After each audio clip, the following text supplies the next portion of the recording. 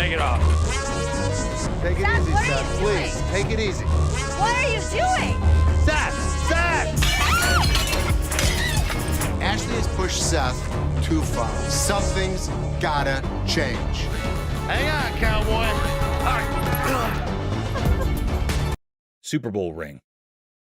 Walked into the pawn shop like a Super Bowl champ flaunting a ring fit for the football gods. The seller's dreaming of a touchdown deal at $22,000. But he's ready to settle for $19,500 because even champions negotiate in the end zone. I'm looking to get anywhere from like 22 to 21,000 for the ring, but if 19.5 was to hit it, I'd take it.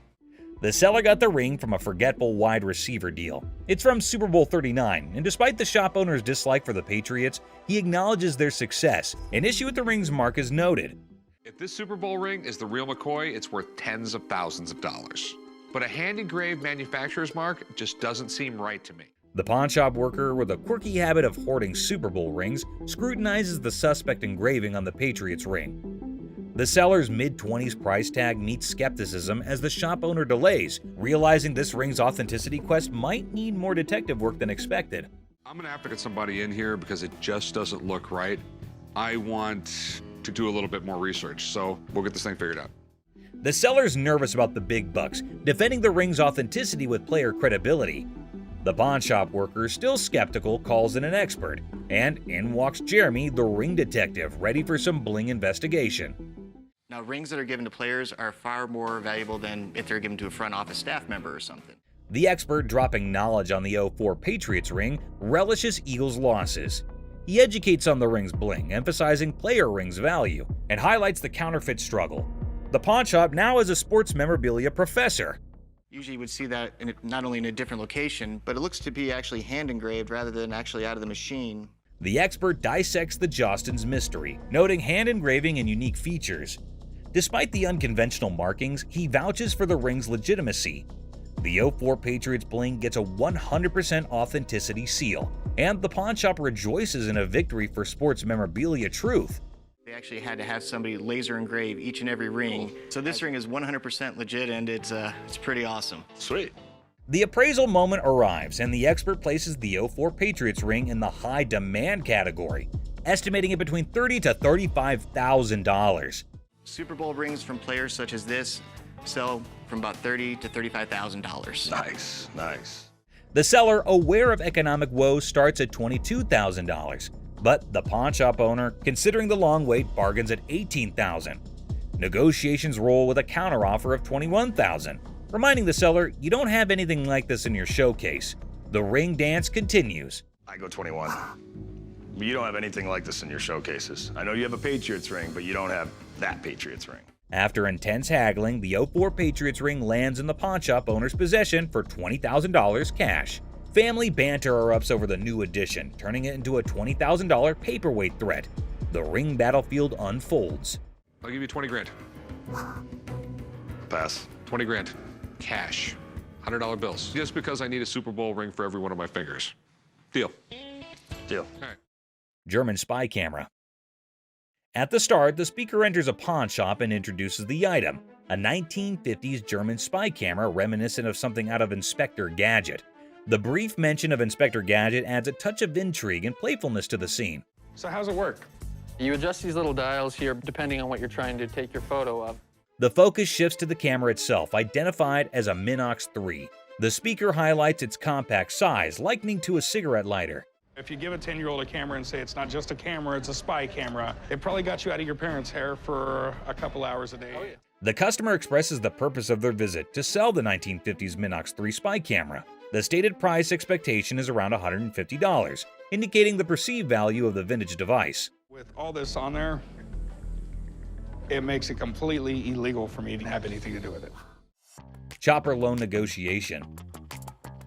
So how can I help you? Seth, I got this. I can help him. I got it. How do you think you know more about silver than I do? I know how to price it. I know exactly how to. In a high-stakes confrontation at a jewelry counter, emotions flare as two individuals argue over expertise. Tensions rise with each claim about pricing silver, creating a chaotic scene.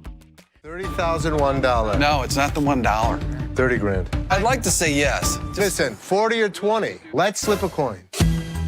The scene shifts to a pawn shop where negotiations over a custom-made chopper motorcycle take center stage. The owner seeks a loan, facing financial struggles and desperate circumstances. What are you doing? What you got? See if I can get a loan on my chopper. It's a 113 motor. The motor alone was $7,000. The stakes rise as a coin flip determines the fate of a $20,000 loan for the chopper.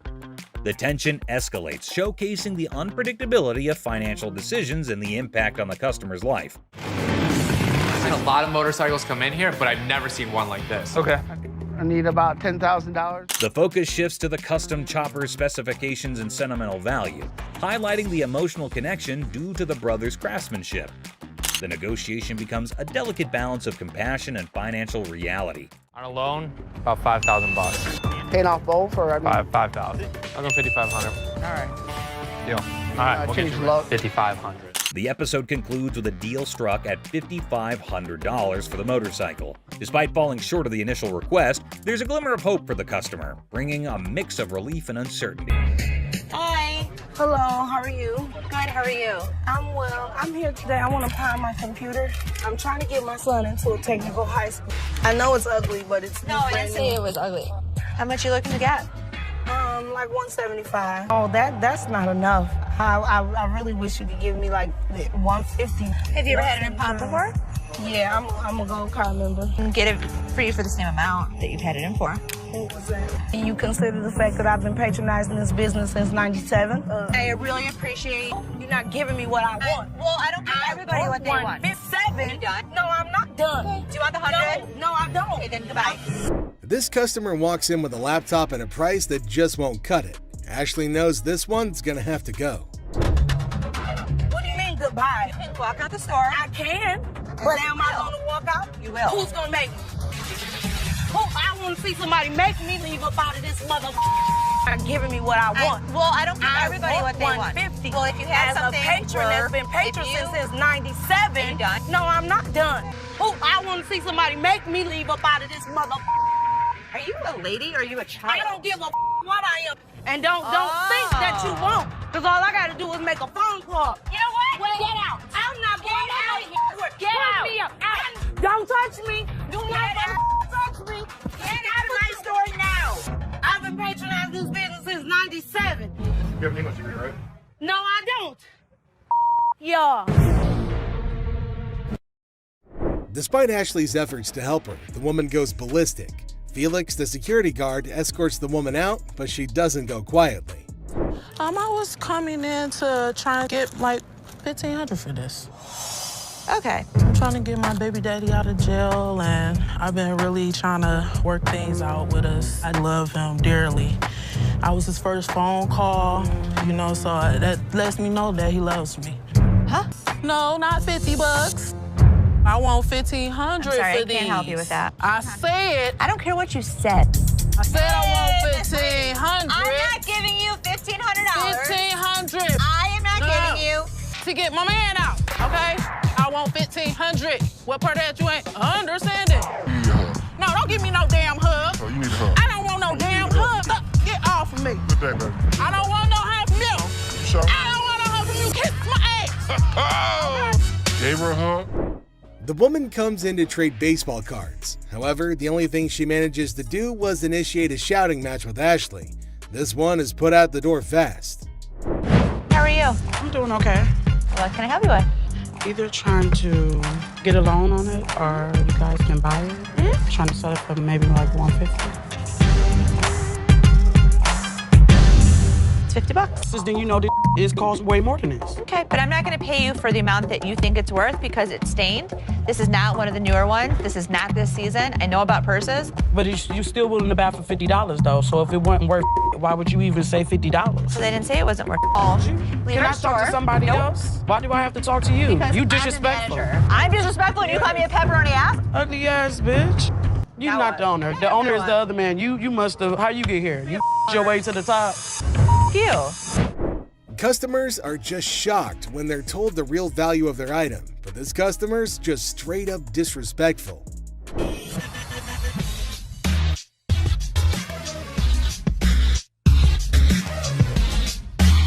How much you want to spend? I got $70. I've seen them for $70 to $80 at other pawn shops. Yeah? With 2 games. Put it in as long as you'd like. Does it come with a warranty? It comes with an as-is warranty. A PlayStation 3 for $70. I saw them for $100. What you gonna do? Oh no.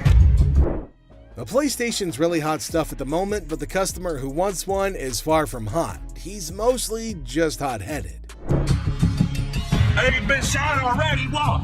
Ain't nothing here. You're just another door guy to me. Yeah. Throw it down. Throw it on $70. I ain't. Oh, you don't have it. Have a good day. Have a good day. What you think? What is all that about? What's all that about? No, this my level beat your ass down here. Come. Think you all that? Oh, bitch. You right here. And a couple empties in there, buddy. What? You big. The guy went from shocked to shouting in a heartbeat. Unfortunately for him, the pawn shop doesn't tolerate that nonsense.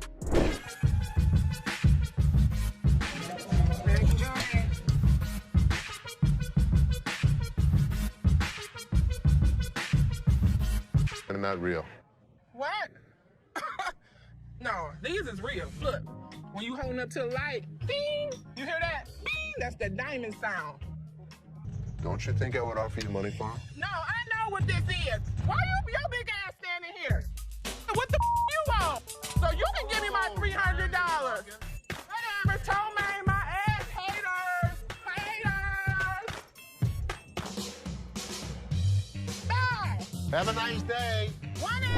The next customer is a lady with diamonds from her fiance, or so she thinks.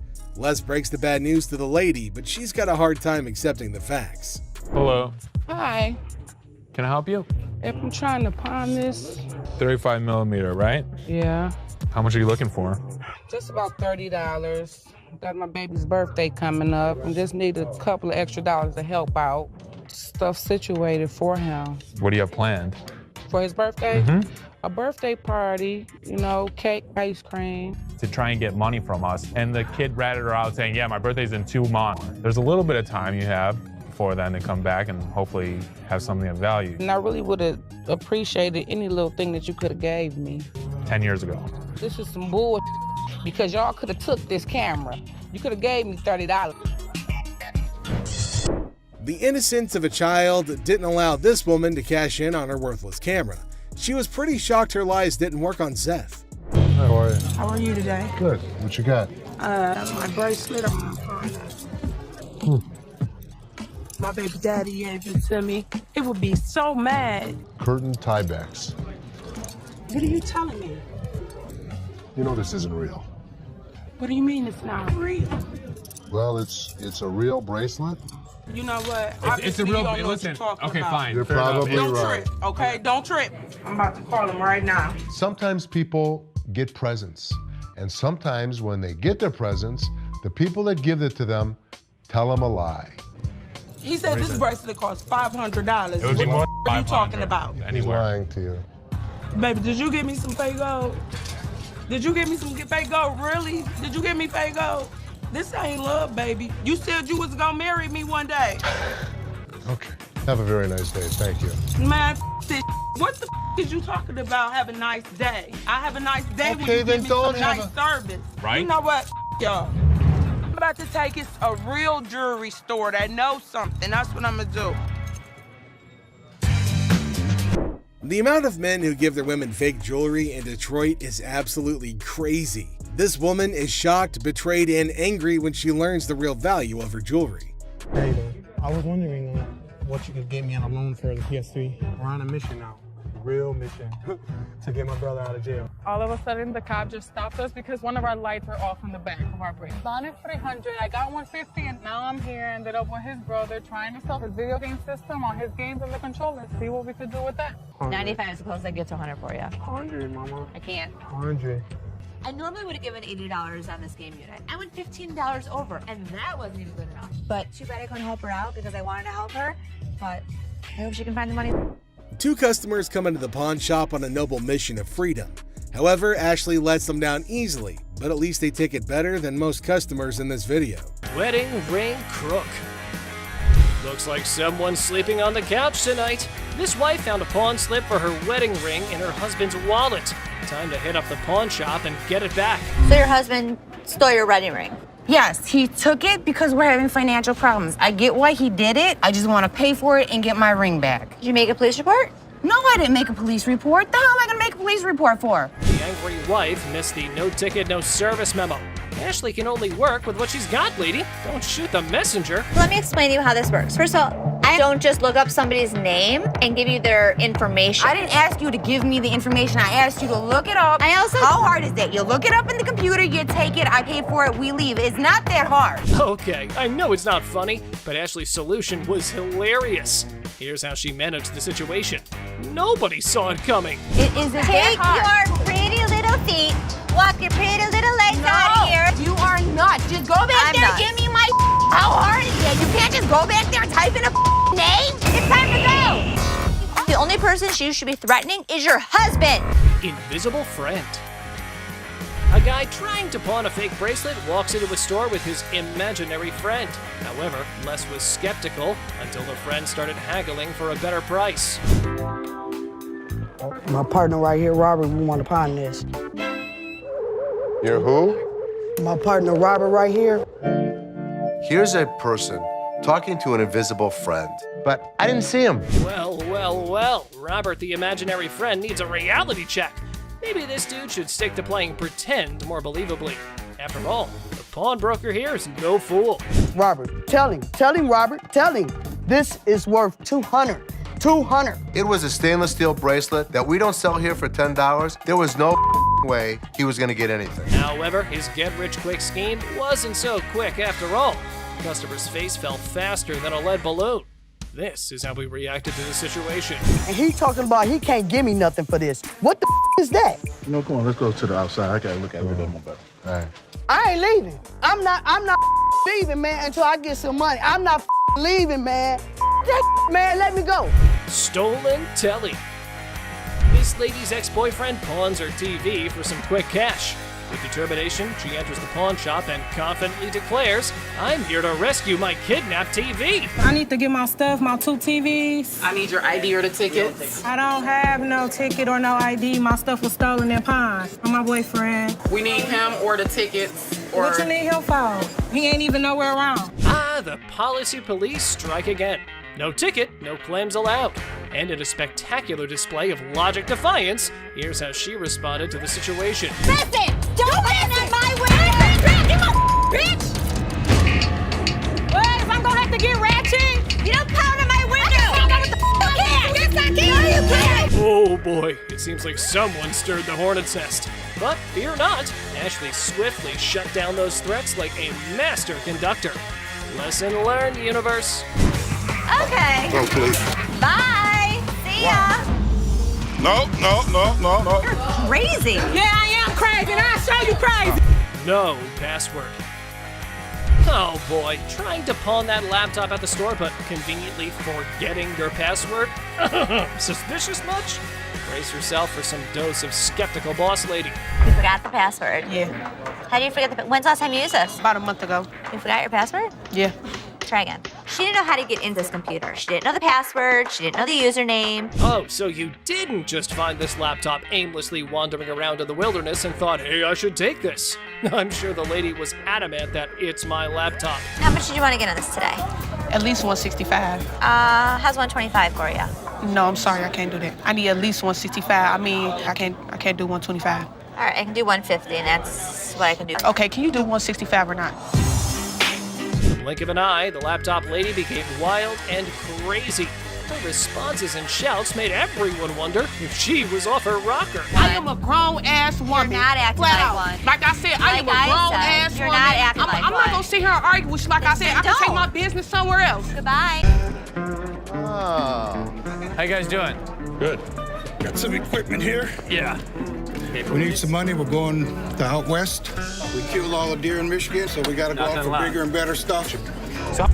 In this thrilling episode, Les and Seth face 2 grizzled sellers with Santa beards armed with ancient computers. Claiming that they hunted all the deer in Michigan, they demand $900 to head out west.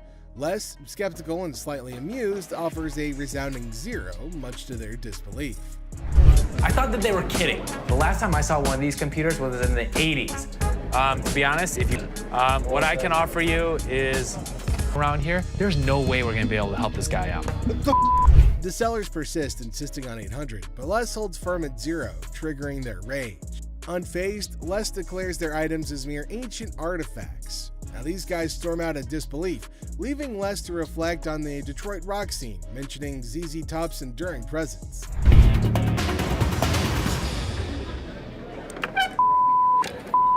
Have a good day. So much. You too. You know, I couldn't. ZZ Top is still in Detroit.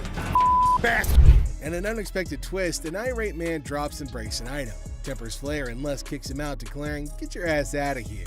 Now, their retort is drowned out by Les emphasizing that they're taking care of business. Detroit's toughness showcased in a humorous security job offer. Care of business, baby. I know that's so, right. if you need security job, you come and see us. People in Detroit are tough. She showed them. You people. Wrapping up the chaos, Les confidently asserts that was taking care of business, baby. Now he cheekily invites anyone needing security in Detroit to come their way. The scene ends with Les asserting Detroit's toughness, leaving us all entertained and maybe questioning our own security needs. The seller aims high at $150, but Les offers a mere $10. The seller demands to see the manager, mistaking another employee for one. He refuses Les's crackhead price offer, leading to escalating tension. I can go $10. $10. $10, yeah. The seller refuses to budge until he gets his $150. Threats fly and Les makes Seth, the dealer, greets a man approaching with an earring emergency because his little red Corvette broke down. Classic. Seth, in awe, asks who he is, but the man's response? A mystery. Well, I guess it's time to cue the Prince theme music. Oh, you're just, it makes sense. Being a I am being a yeah, well, because you know. brought in a fake. The truth hits hard like a guitar riff. It's an imitation earring. Seth throws some shade, calling it imitation Prince. The man's defense? Priceless. Seth's patience wanes as the man's excuses fall flat. Comedy? Pure gold. Exactly. Tolerate fake items, bids farewell with a sprinkle of Prince references. The man exits, but the drama's not over yet. Seth senses some mischief brewing. As the man leaves, Seth's parting words, a cheeky purple rain nod. Another day at the pawn shop, folks. Now, if you can't help me, bitch, get someone else that can. Do I need to get loud? Huh? What you do that for? You punk ass hoes, bitch. Watch your punk ass hoes. You playing my man? Hey, what the electronics at, man? Let's see what you I ran got. out of gas in the damn parking lot. It doesn't matter how much it costs, man. I just need $150. 30. I want my 150, please. I would like- 35. I really don't need nobody. It's just gonna be me. Let's go, bro. Things get heated really quickly. Hey, nah. This man, get off me. Think I'm playing with y'all? They got a little bit Man, put. y'all. I want y'all to help me out, man. Turn right. I just. In this lively scene, Ashley, a pawn shop dealer, encounters a customer seeking to pawn an item. With a comical twist, the customer explains her predicament, having lost all of her money at the casino and now seeking to pawn her car seat, albeit without its base. She hilariously demands assistance, unaware of the impossibility of the situation. Too heavy to carry? I need the base. Ashley is unable to help her. Have to have the base for it. I know how a car seat goes. Properly? Can you get someone else? Where's the manager? Me. Do you have a supervisor? Me. So I can't take it in pawn. You Georgia Peach looking mother. Now, if you can't help me, bitch, get someone else that can. This customer constantly, persistently pleads for help, emphasizing her dilemma. Now, despite her persistence, Ashley can't comply due to the missing base. The customer's escalating frustration leads to demands for a manager or supervisor, but to no avail. Tensions begin to rise as the customer insults Ashley, resulting in security intervention. To have the base for it. I know how a car seat goes. Can you Properly? get someone else? Where's the manager? Me. Do you have a supervisor? Me. So I can't take it in pawn. You Georgia Peach looking mother. Now, if you can't help me, bitch, get someone else that can. Need you to take my car seat. Give me my mother car seat. I'm not going nowhere. Let me go! Oh! Yo! I don't know if she's supposed to be using the car seat or her child. Byron the guard intervenes, forcibly removing the unruly customer from the premises. Despite her protests, security ensures her departure. We then conclude with the customer's futile attempt to reclaim her car seat, emphasizing the absurdity of her actions and highlighting the humor of the situation. Ashley, Seth, and Karen to the office, please. Ashley, Seth, and Karen. So I got the results back from the secret shopper. Taking care of this customer. What is the first thing you see? 3 rings on the showcase. That's not allowed. Right. So 1 item out at a time. Now let's fast forward. Told somebody that you'd come back. I said I'd send somebody over. But nobody ended up coming over.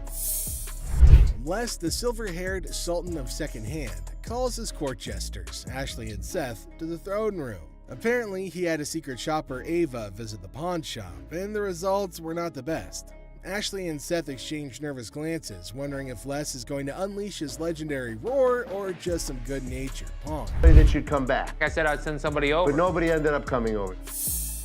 Now, how about this one? Wait till I show you this. I yawn. In front of a customer?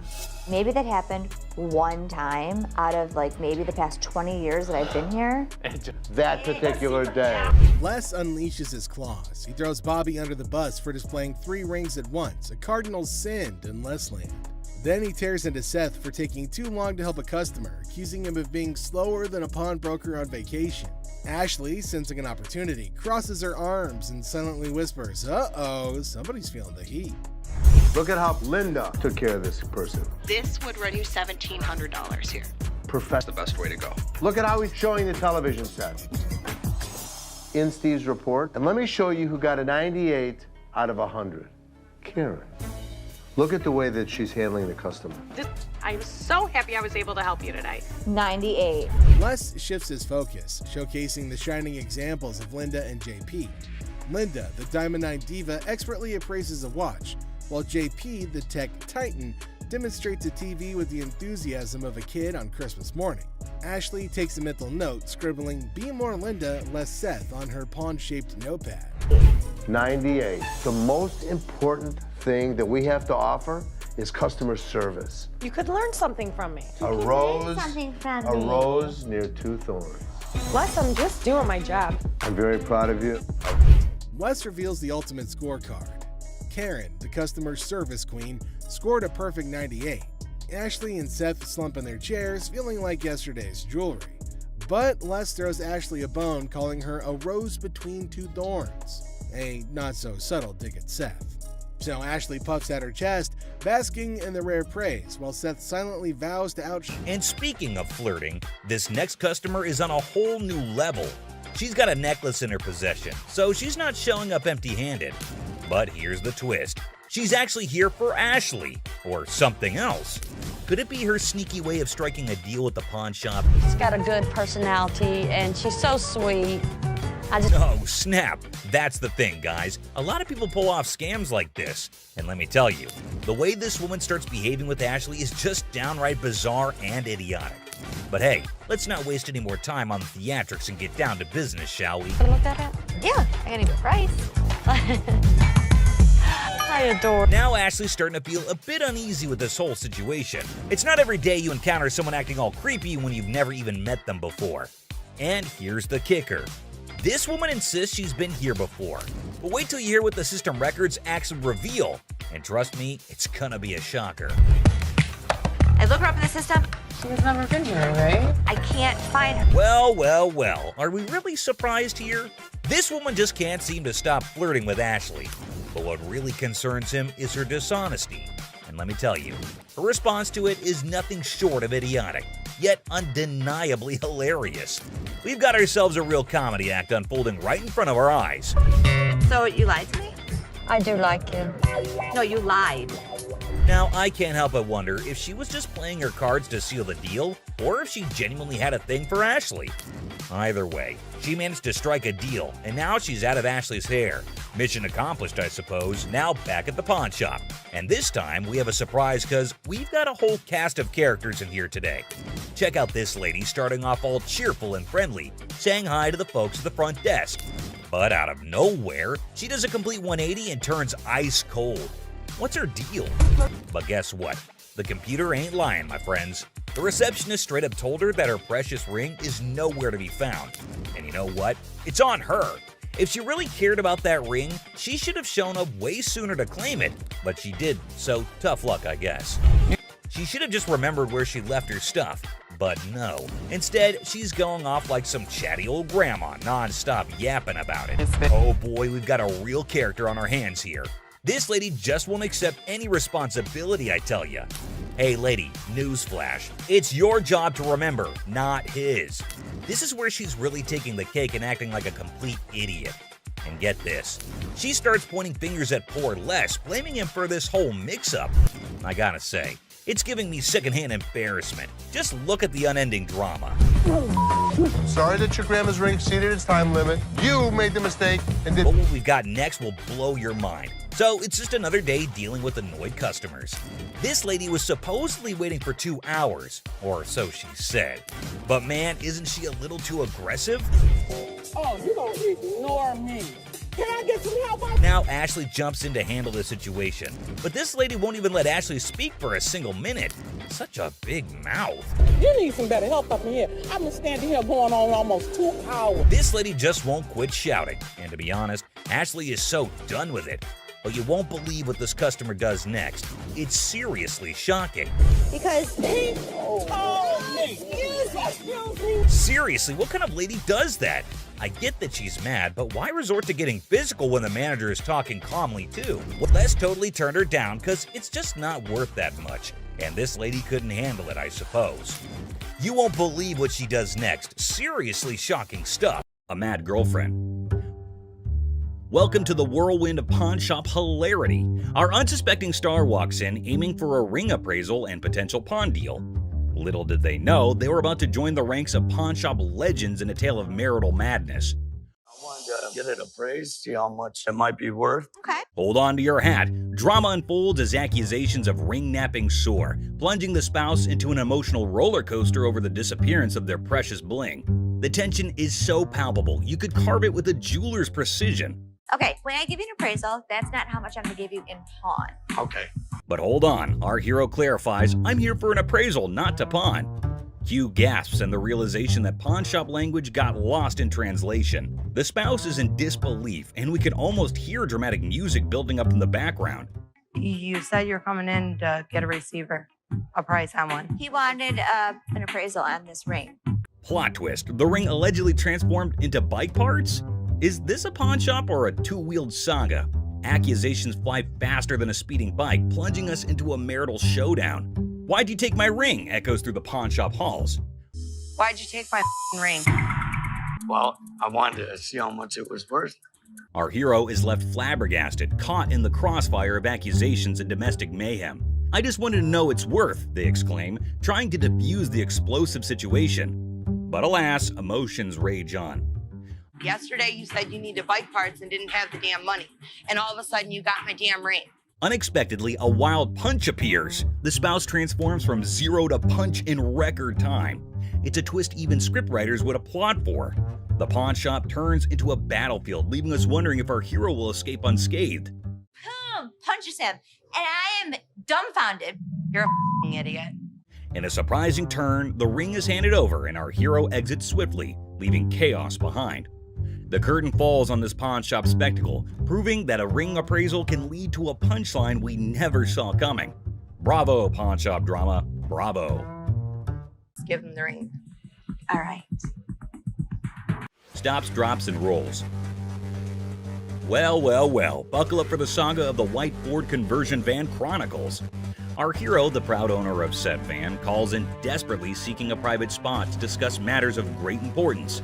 A minute is all they ask, just one tiny minute in the vast universe of van-related queries. You want to drive a white Ford conversion van? A white what? But hold on, the call is interrupted, and our protagonist, in a true Shakespearean fashion, declares, "You can't deny my service." It's a performance worthy of an Oscar, a plea for understanding in the dramatic opera of van life. Hey, hold on, I'm gonna call you right back, man. You can't give me a minute? I mean, I've been there. Parking troubles arise, and the hero elegantly expresses, "Ain't no parking spots outside, dog." The struggle is real, and the van owner is on a mission to park where no van has parked before. The drama unfolds, they assert their right to park no matter the odds. Suddenly, I'm patiently telling you, dude. Park your spots outside, dog. Suddenly, a wild confrontation appears. "Don't touch me, man," echoes through the hollowed aisles. Our hero stands their ground, defying the unjust touch of the parking enforcement nemesis.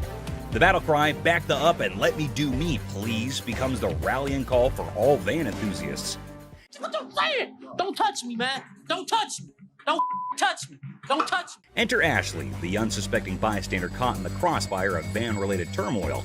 "Can we go to talk outside, man?" she diplomatically suggests, attempting to defuse the situation. Meanwhile, our hero, undeterred, asserts, "I'm not going nowhere," as if the van gods themselves had bestowed upon them a divine parking mission. I'm Ashley. Nice to meet you. Can we go talk outside? Man, tell your man to get off. Here, walk Don't outside. touch me. In a shocking turn of events, our hero literally stops, drops, and rolls on the store carpet, leaving everyone perplexed. The van saga reaches new heights. The hero declares, "I catch one hood, I'm beating asses." It's a climax fit for the silver screen, leaving us wondering if van enthusiasts everywhere are destined for such epic battles in the pursuit of the perfect parking spot. Bravo, van drama. Bravo. Ashes! Guy in the refrigerator. In this episode of Hardcore Pond, we are taken to the time when a crazy man entered the shop, and when no one was looking, he took refuge in the refrigerator for reasons unknown. Thankfully, this man had spotted the crazy man and went to Ashley and others to let them know. At first, no one would believe him, but by the looks, he looked quite genuine, so they followed him up to the spot where the fridge was. Still hardly believing the man, they went to open the fridge, and boom! The man was curled up inside, about to make the refrigerator its new cozy little home. I don't know what y'all doing over here. There's some mother in the refrigerator. What? The whole situation was so absurd that not a single person in the whole shop could believe that there was a whole person hiding inside there. Good thing that they have security in the shop, so the man got what he deserved. What the are you doing? Fake earrings. Two sassy black queens strut into the pawn shop, flaunting earrings worth $350. The seller, bewildered, questions their cash craving. They snap back. How you doing? Good. I'm here to pawn these earrings. Okay. Honey, our financial drama is an Oscar-winning secret. The seller innocently inquires about the swearing, prompting the girl to unleash a verbal firework. Trying to get $350 for them. Why do you need the money? It's none of your business why I need the money. As he fumbles to record the chaos, he realizes these queens can turn from pawn shop patrons to drama divas faster than his slowest sale. Talk about a speedy emotional roller coaster. Why are you swearing at me? Because you asking me why I'm coming in here to handle my business. In the midst of the jewelry saga, it's a linguistic roller coaster. The seller's ears are bombarded with jewelry, "Loan me my money," and a kid-beating crisis. What does my sign say? Jewelry and loan. This jewelry, loan me my money. I got to feed my kid. The drama unfolds faster than a soap opera, leaving him nervously counting non-existent diamonds. Talk about a pawn shop sitcom. Man, you getting on my nerves, dog. How'd you get You this? ain't even looked at my Do you know that these aren't real? In the sizzling pawn shop showdown, the women insist their earrings are as real as their sass. The seller, sweating in the Lacote, tries to diplomatically handle the diva duo. It's a battle of bling, attitude, and a heat wave, all under the watchful eye of leather-clad thermometers. Comedy gold. How the you gonna tell me just by looking at my that they not real? They're not real. As the Queen of Sass declares her exit, she throws shade like confetti. Insults rain down, targeting the seller's wrinkled-up hair and questionable fashion choices. With a parting shot about a jury and long bow ash, she exits, leaving the pawn shop in stitches and the seller questioning his life choices. I ain't leaving this till you give me my money. I need my mother did.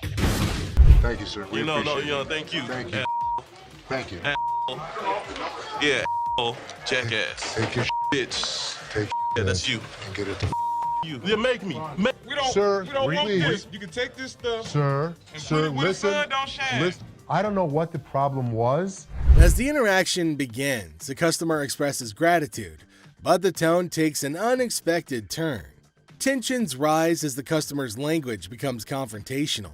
The shopkeeper, addressing the situation calmly, refuses to tolerate mistreatment. The dynamics shift from appreciation to conflict, showcasing the challenges of customer service in a brief yet intense moment. Came in here here, try to spend my money is what I did. That's what I did. Okay. And come instead of trying to come in here, I'm not even talking to you. I need a liver transplant. Why? Seriously? They didn't even look at these cards. Sour Patch Kids. The narrative unfolds with the arrival of another customer, visibly intoxicated. The shopkeeper navigates the encounter with a mix of tolerance and assertiveness. The customer attempts to engage in banter, revealing signs of alcohol influence. The shopkeeper, unswayed, maintains composure and subtly addresses the situation, highlighting the challenges of dealing with individuals under the influence. I'm not even out here, so I get the $30. Not paying on my. $50 for that. Jeff, take him out, please.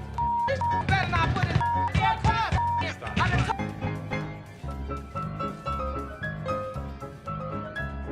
How would you? Man, what the?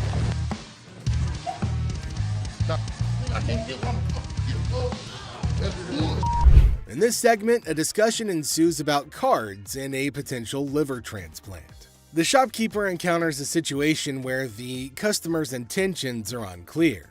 Misunderstandings arise, and the shopkeeper skillfully navigates the conversation. The dialogue touches on humorous elements while portraying the complexity of communication in a retail setting.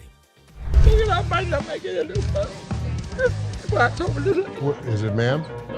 Is it? I don't know. You tell me. Man, come on, you the dude with the ponytail? The wife's racking my nuts on the telephone constantly. Got 2 earrings in your ears. Does it matter? Just take it off, put it with mine a little bit, let it get a little bit more weight to it, and go ahead and give me my money. Does that make sense? Right this way. You can't come back. Damn this! Go out my way now! One of y'all touch me! I'll break this. I'm more than happy to go to the ends of the earth for you. When you come in like an ass, you be walked out like an ass.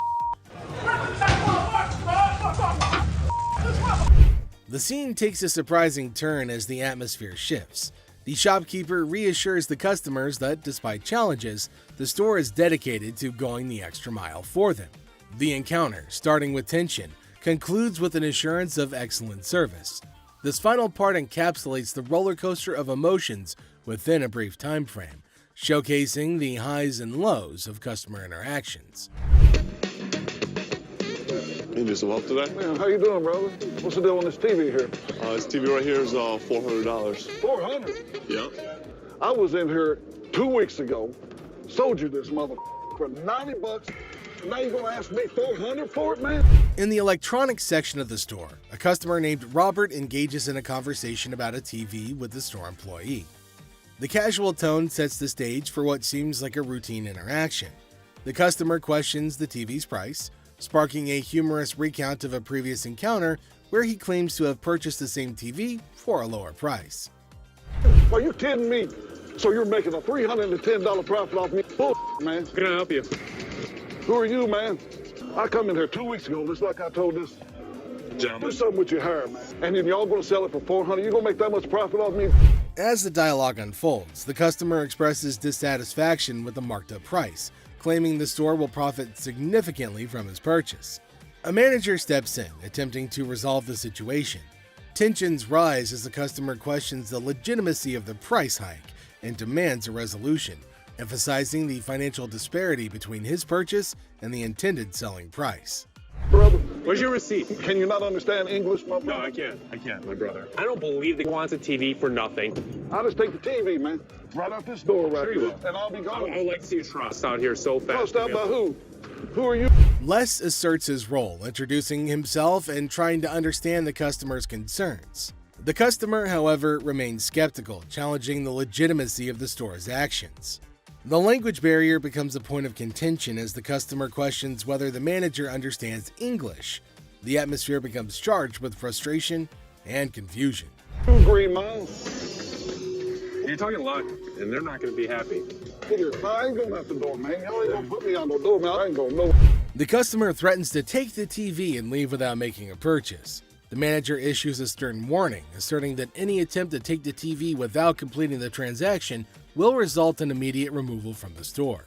The confrontation takes an assertive turn, with both parties standing their ground. Once I get this TV. Yeah, man, get up off me. Man, get off me. Man, get off me. I ain't going outside. Get my My damn shoe, player. Y'all got my shoe. You got my money. This joint. This guy was acting like a total baby. He wanted attention and he got it. Despite the warnings, the customer decides to leave the store, expressing discontent with the entire experience. He accuses the store of mistreatment and vows never to return. The situation concludes with dramatic flair as the customer exits, leaving behind a sense of dissatisfaction and a promise never to return. How are you? I'm good. How are you? Well, actually, I'm not doing so good. No? My grandma just passed. I'm I sorry. was like hoping to Okay, so whose ring is this? my grandma's. Oh. So you want to just pawn it, right? Because you want to be able to get it back? Yeah. Okay. Do you have anything else? It's not real. What you mean it's not real? It's not real gold. A guy comes in feeling sad and asks Ashley to pawn his grandma's ring, explaining that she passed away and it's all he has. When Ashley checks the ring, she gently says it's not real. Concerned, she asks if he's got anything else, wanting to help him in a simple way. You saying basically I sat up here and waste my time talking to you? You don't waste your time. If you have a TV, you can pawn your TV. What the I look like pawning my TV? Do you have a TV? I need to speak with somebody else because you irritate me flat out. It's acting really erratic and it's making me really nervous. Lower your voice. Don't Lower your tell voice. me Lower what your to do. voice. Don't Lower your put your voice. finger in Lower my your face. voice. Lower your Don't voice. put your finger. Ashley breaks the news that the ring isn't real. The person gets upset, saying it's not fake. Ashley suggests pawning a TV instead, but he questions why he should. Despite Ashley's efforts, the man gets angrier, repeatedly telling her to lower her voice. Ashley asks him not to point fingers at her face, but he ignores her.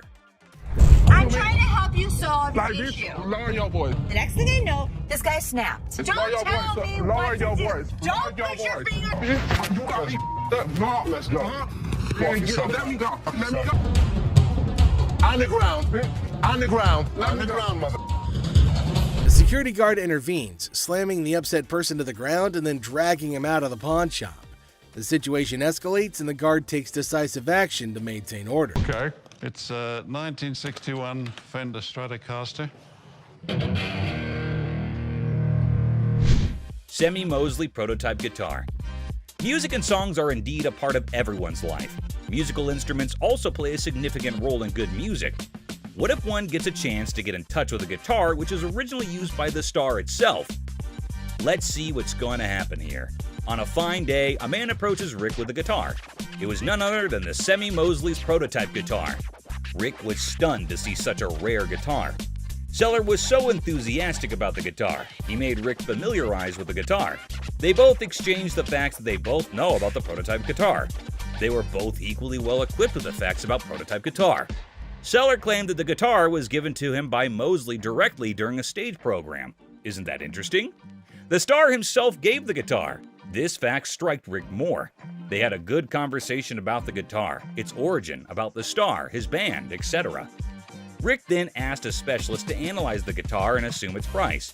Seller seemed to be quite arrogant about calling a specialist. As the expert arrived, he immediately recognized the guitar and its type. He also contributed some facts about the guitar. They three had a good discussion over the item. The atmosphere seemed pretty good during that time, but changed drastically when the price negotiations began. The seller claimed that he was expecting $100,000 from the guitar. That offer was immediately turned down by Rick as well as the specialist. This made him vexed. He got furious when he heard the price. Negotiations weren't helping during this time. Things were going sideways and he stormed off. Rick and the specialist were feeling quite relaxed after he left. Do you think the guitar was worth $100,000? I got an old Stevens shotgun, 3 triggers. It's been in the family for about 60 years. I travel around the country with my line of work, and I've been toting the shotgun around for the last 15 years. What do you do for a living? I'm an insurance adjuster. 3-trigger shotgun. Guns are fantastic pieces of machinery. As we all know, they come in a variety of shapes and purposes. The usage of guns dates back to the ancient eras. Can you believe that the guns were a part of livelihood during the olden days? It was included in men's day-to-day activities. One day, a man approaches Corey and Chum with a unique gun. Hold on, folks. Let's see how the deal goes. Corey suddenly became captivated by the gun. Man explained the significance of the gun. It was a 3-trigger shotgun. It was one of the rarest guns in history. This invoked the spark in Chum and Corey, who isn't fascinated by the rarest of the rare gun. Let's see how they deal with this. Man gives more details about the gun to guys, its construction, design, etc. He even explains the types of metals used for making the gun and so on. Corey listens to every single detail and almost feels like the gun is legit. Chum also agrees with Corey's analysis. Corey admits that he isn't a gun expert, so he calls in a friend of his who is a specialist in this area. He came in and started analyzing the gun. He also confirms that the gun is authentic and rare. Corey and Chum thought that the gun could be a great addition to the shop and they can also make a reasonable sale. Then their situation changed.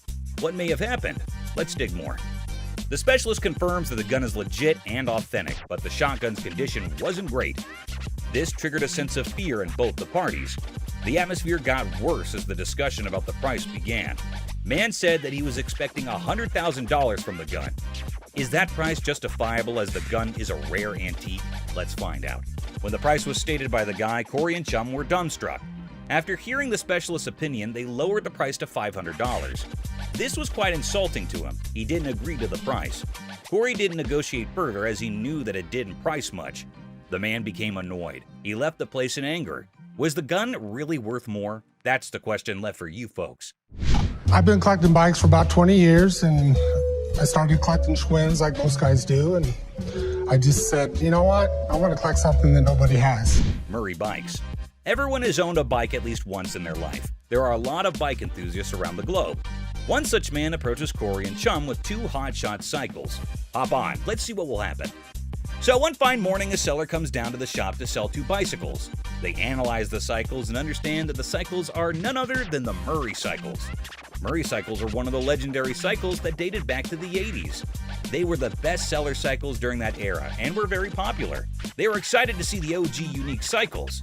For further clarification, the seller gave him the facts about the cycle, not only about its origin, historical values, the making, and mainly about their features. They listen to the features and examine the cycles closely.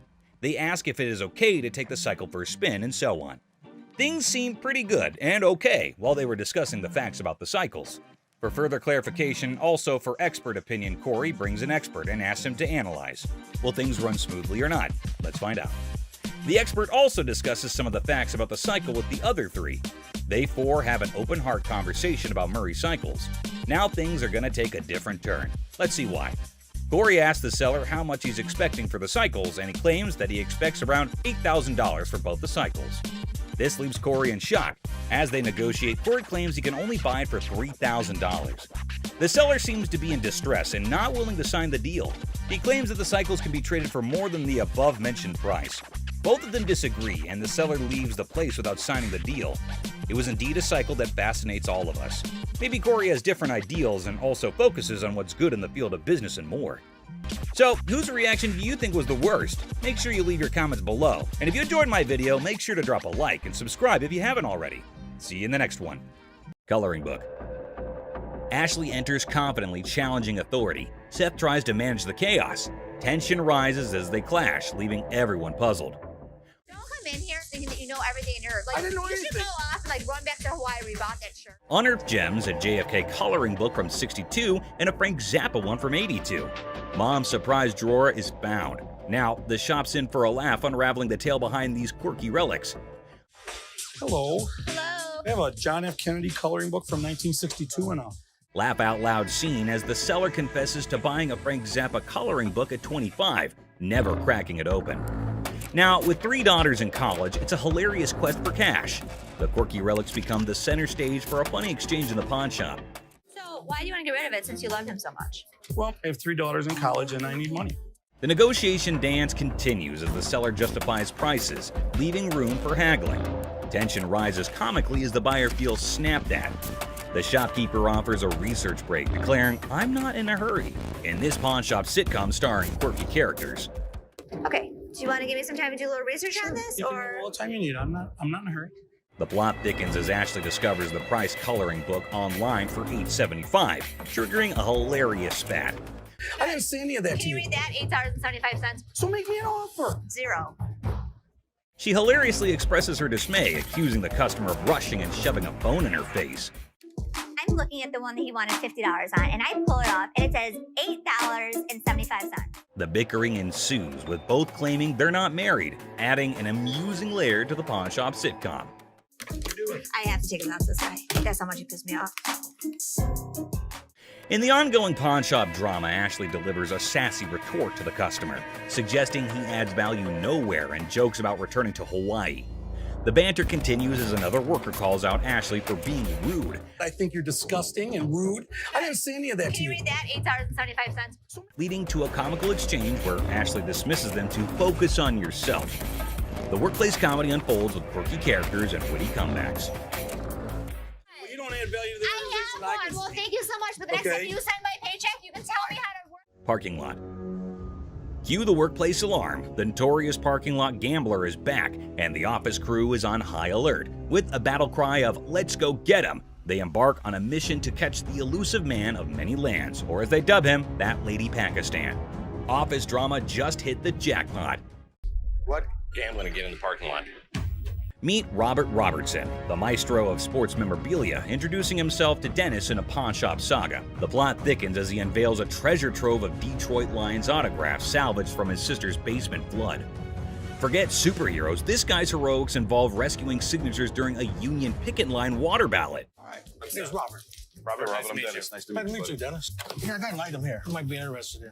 In the wild world of pawn shops, Dennis is hit with a first, an NFL labor strike poster. As Robert pitches his Union picket line relic, Dennis, caught between fandom and frugality, contemplates the value. It's a negotiation dance where even the poster's wrinkles have a say, and Dennis dreams of a dad who'd splurge on a heartbeat. What, Steve Backus? This is the first time a guy actually brought in an NFL labor strike poster. Dennis and Seth, the dynamic pawn shop duo, are advised to step up their deal-closing game. In the battle of signatures, Robert's pitch clashes with Dennis's detective skills. It's a showdown of history versus water stains, where even a tear is more drama than a soap opera. Selling history hard, selling water-stained history a comedic challenge. One just like this mint, though, and he got $950 for it. Right, so if that was mint, why would you want $1,000 for this? In this hilarious haggling carnival, the pawn shop pros are on their knees, throwing cash offers at Robert for the water-stained NFL labor strike poster. It's a dollar dance-off with Dennis and Seth, and they're juggling 20s like it's a comedy club. In the end, it's 5 20s that win the bid, leaving Robert with a pocket full of paper and the pawn shop crew high-fiving over their historic steal. $75? No way. Offering you just $100 cash money right now would make it. Gold earrings. In the golden world of earrings, Ashley and the customer embark on a carat quest. The earrings sparkle, but the price tag dims the shine. The customer eyeing the digits suggests a hilarious plot twist. An exchange proposal that could turn this jewelry journey into a comedic barter ballet. I was looking for some gold earrings. You are in the right department. In the dazzling dance of earrings and dollar signs, the customer flips the script with an exchange proposal. Ashley, the jewelry juggler, contemplates the weight of the situation, hoping those earrings don't tip the scales against her. It's a hilarious jewelry version of Let's Make a Deal, where carrots and comedy collide. Well, what we can do is I can take those and apply money towards these. In the comedy club of carrots, Ashley drops the punchline, a whopping $500 for the desired earrings. The customer expecting an exchange extravaganza faces the reality check. Okay, so what I can do for you today, I can apply $40 towards these. I paid $500 for those. What do you mean? You can't do an exchange? Ashley, the weight wizard, spills the carrot beans, revealing that these earrings are more featherweight than a dieting hummingbird. It's a priceless jewelry negotiation that has the audience and the scales in stitches. Okay, I can't give you $500. Why you can't? Because it's not worth. In this comedy climax, the customer unleashes carrot chaos, insisting her earrings are weightlifting champions. The tension escalates as she dubs Ashley boo, but a touch sets off a mini drama. I know how much these cost, boo-boo. Because you scream that they're gonna get you more money, boo-boo. The pawn shop becomes a carrot battleground, and Ashley's final offer of $175 is the punchline that sends the customer storming out, leaving the jewelry saga in a carrot cloud of comedy. Everybody else good. Pose made you out of here. I paid like $1,000 for this ring, and you only talking about $100. Get the hell out of here, $100. Can we hurry up? Yeah, please. No. I was the one that came in here, tried to spend my money, is what I did. You want to see crazy? I'll show you crazy. I better not see you again in that. I mean, I'm not leaving out of here till I get to stage. That's what's up. The big customer swings at Ashley and doesn't miss. A man flips out about his missing game system. The customer starts to throw stuff when told no. The female customer turns hostile when a laptop pawn goes horribly wrong. An angry wife wants her wedding ring back. A woman flips out because her ring was sold. A customer tries to eat her cake and have it too. Some customers are just out there. So today, we're gonna look at some of the crudest customers ever to come to the store. Hey, don't walk past me no more. I've been standing here forever trying to get somebody to help me. Why don't you come? Hey, I know you hear me. No. You know what? Give me a manager or something. A customer isn't happy with the services and is more than happy to trumpet her grievances. Hi. You a manager? Hi, I'm Ashley. You need some better help up in here. I've been standing here going on almost 2 hours. And here it is, ain't no point to it. Screaming really loud. So let me see your receipt. Here's my receipt. Look. Because he told me. Excuse me, nothing. You need to leave. You need to walk your back out the door. No. The lady gets her wish for a manager fulfilled. What? You know what? Don't try to walk me out. What? Yeah, I ain't one to look. This lady was a hot ball of a mess. Bunch of stuff.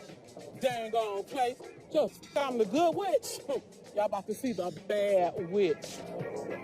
This is against not only store policy, but also the law, and Ashley sends the woman home the same way she came in, angry. I want my. I paid for my to get back. Not nobody else. I don't want nobody. I want my. The problem is we still haven't found it. Let me be honest with you. We don't have it in the store right now. How is it not in the store? I don't have the faintest idea. Apparently he's not very happy with the gaming. Give me my money back. So let's come over here. Let's write him up. Come right over here and we'll take care of you. The customer has had his item in pawn, but it's gone when he tries redeeming it. For the community. You ain't even trying to. The worst thing. What does the community have to do with you? Because I did something for you. Stop yelling at me. Stupid. Get your hands off. Get my. Don't be stupid. So what does that mean? It means what I said. You a man, I'm a man. Don't be You stupid. a man, you don't be stupid. I don't give a. No, he's just being an ass about it. Him. You. When Les intervenes, things seem to settle down, but the customer gets way too comfortable. Now, sir, calm down.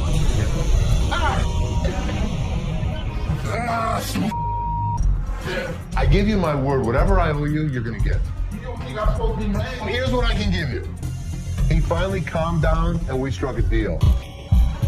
This was one of those situations that should have never happened. The problem was, Seth's guys f***ed up. He tells me I can run stuff, and then he doesn't give me the power to do it. Let me make the decisions. You have to trust me every once in a while. Just when you think it can't get worse, it does, as the man goes for Les's throat. Good. What's up with this? Give me 1 second, sir. To be honest, I don't think we're gonna take them, brother. You say what? Go get somebody for me, dog. This made me act up. Yeah, what's going on, man? What's going on, cuz? 40? No? Yeah, I'm not interested. For real? For real. This my on that bum. Listen, don't be throwing the at me. You understand? You understand? There's no shortage of entitled customers who come into the store, and this next one easily fits the bill. I mean, what's up with that? Nothing. I'm calling a scene, so. Y'all about to rush me or something? Here's a guy yelling at the front. What's up with that? On that bum. Listen, don't be throwing the at me. You understand? You understand? Trying to gang You understand that, dog? Trying to gang up. You understand that, dog? Gang up. Don't ever throw. Take your hands off my mother. With the customer starting a tantrum, Les finally speaks, and let's just say the others were nicer to the man-child than he was. Yo, y'all ain't over here anyway. I smack the out your ass. Don't even reach behind nowhere. Reach what? Nigga, if I got it, got it. Jonas, don't I be killing my stuff. Where the is the loan at? Don't try to steer me down. Mark. And what you gonna do? This guy was threatening me that he's coming back. Does he think we don't have security cameras? Does he think we don't know what his license plate number is?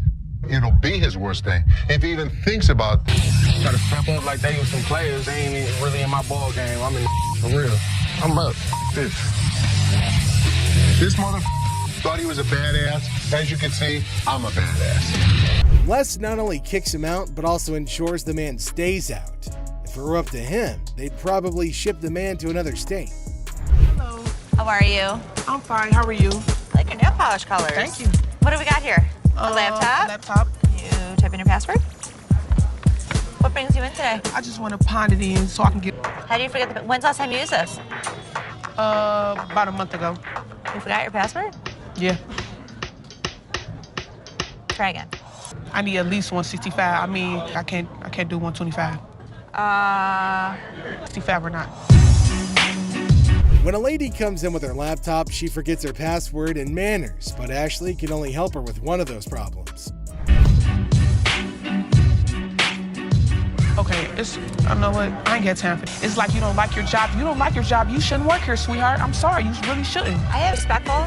Learn how to talk, learn how to talk, learn how to talk. Have a good day. You were too silly. So are Don't you. touch my toes.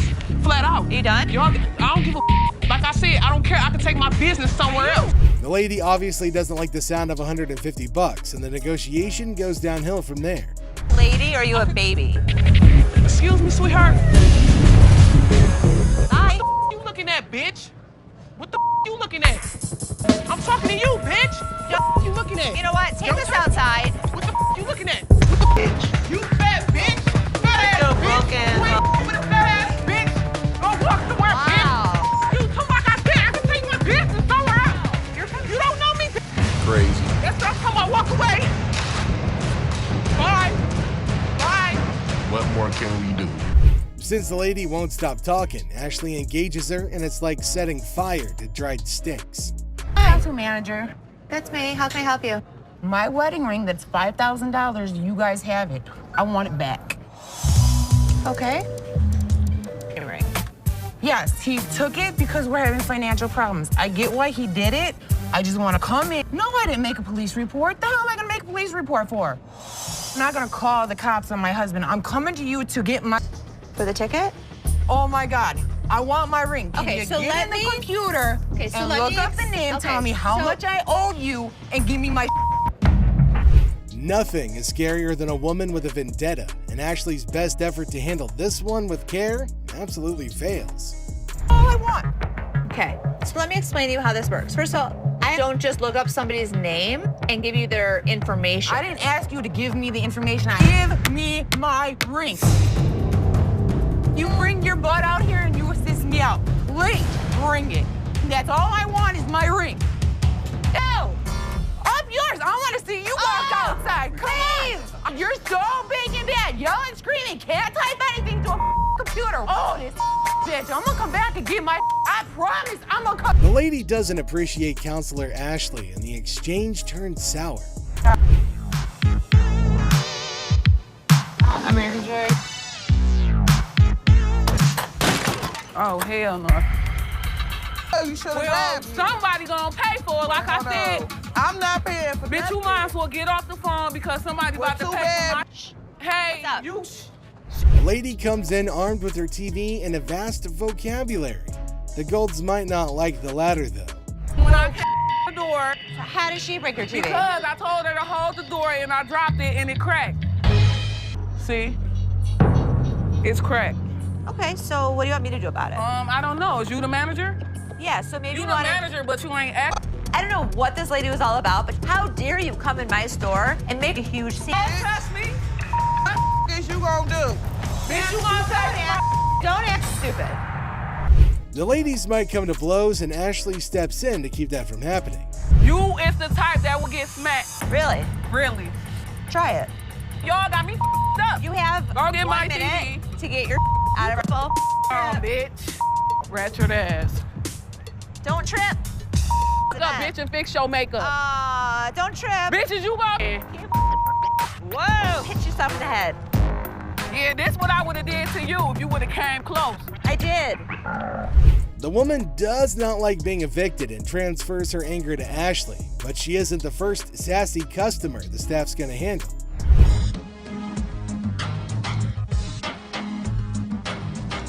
Better try it. I knew it. Self-system is making everything slower at the front. Like, is nobody realizing this except for me? Free loan line. So I can't get your TV through my little tray here. Well, I don't have the time to wait in that line. I've got to get out of here. I've got things to do. There's a long line. Do not have the time to do that.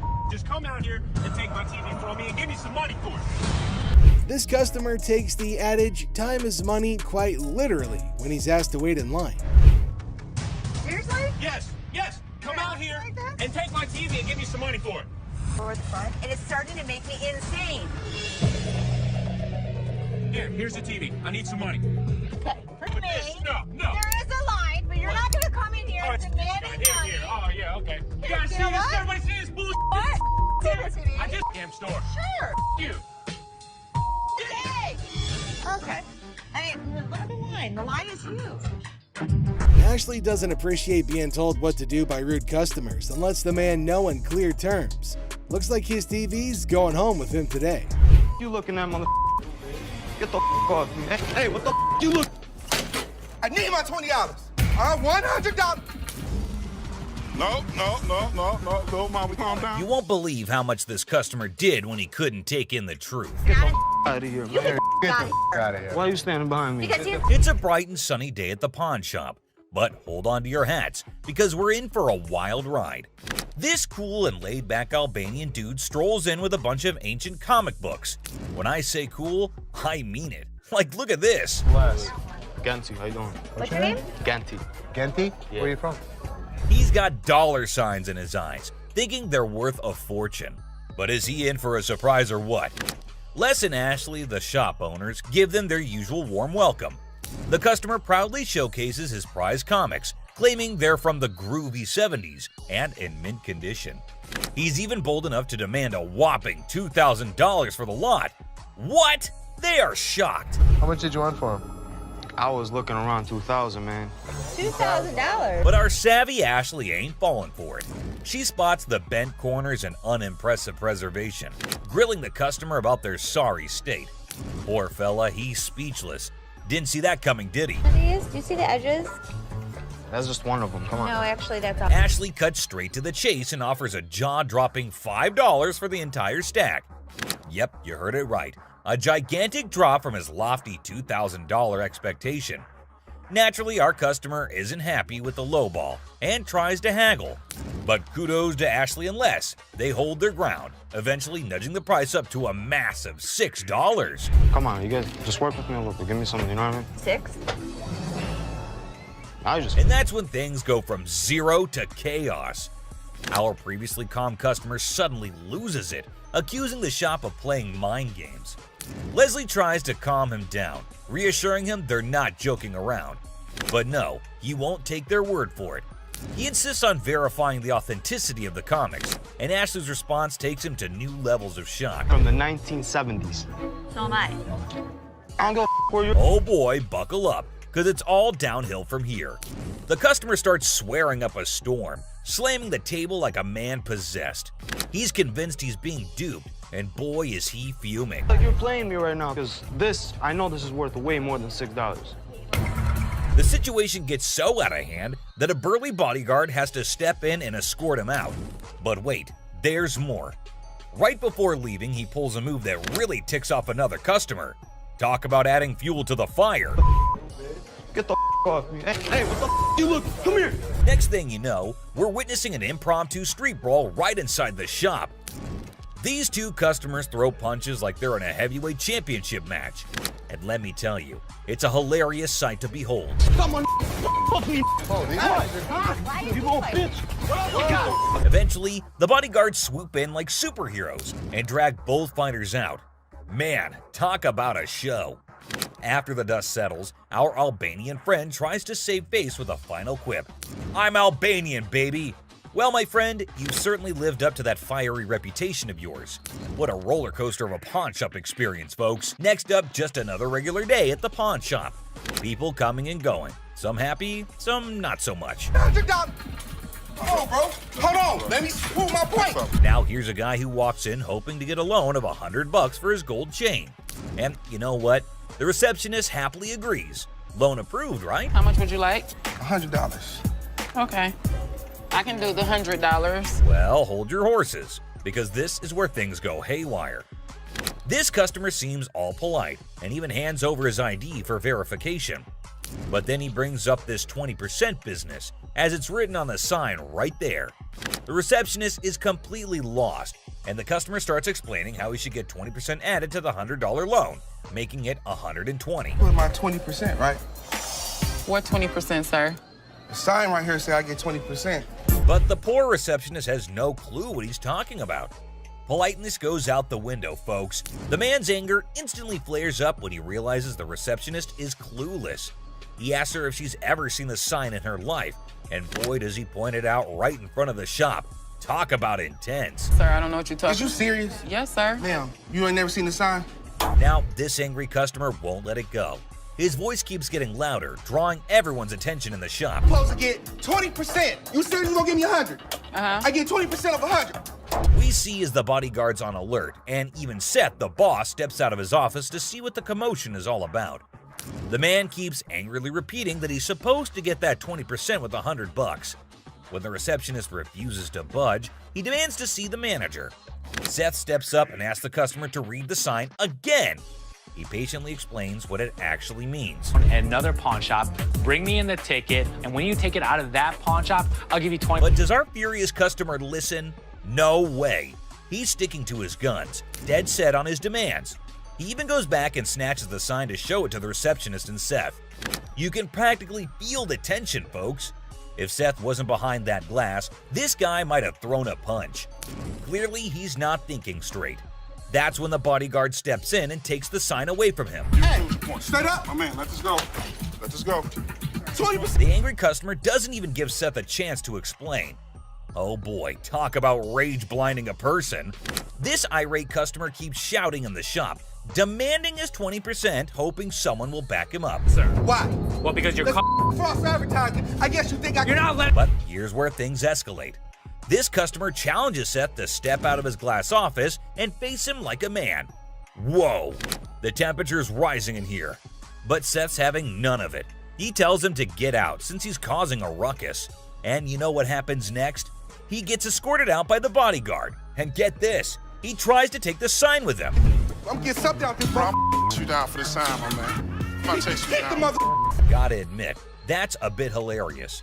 But the bodyguard quickly snatches it back, and the customer keeps cursing as he leaves the shop. But wait, there's more. To show his anger, this guy grabs a harmless plant and throws it on the ground. $20 worth right there, bitches. Oh, man. What did the plant do to him? Seriously, what did the plant ever do to you, man? And off he angrily storms away. It's never a dull day around here, is it? This next lady has real poor luck, but it does not excuse her behavior. Wait, man. The door's right there. Have a good day. Because you got a big dude, you think you hot? So this lady storms into the store demanding her stuff back, which happens to be just 2 TVs. The receptionist asks her for some ID and tickets as proof, but this lady is completely clueless. I need your ID or the tickets. My what? She doesn't have any of those things, and here comes the shocker. Her boyfriend pawned off her belongings. Can you believe it? Now she wants them back, and it's a pretty messed up situation to be honest. She explains to the receptionist that she can't provide the required documents because her no-good boyfriend isn't even around anymore. He left her high and dry. Ouch, that's gotta hurt. Now Ashley, who overhears the whole thing, initially sympathizes with this poor girl. But hold up, that sympathy doesn't last for long, and for good reason. I feel terrible for her, but I can't help her without her ticket. This customer suddenly loses her mind, like all the anger in the world has consumed her.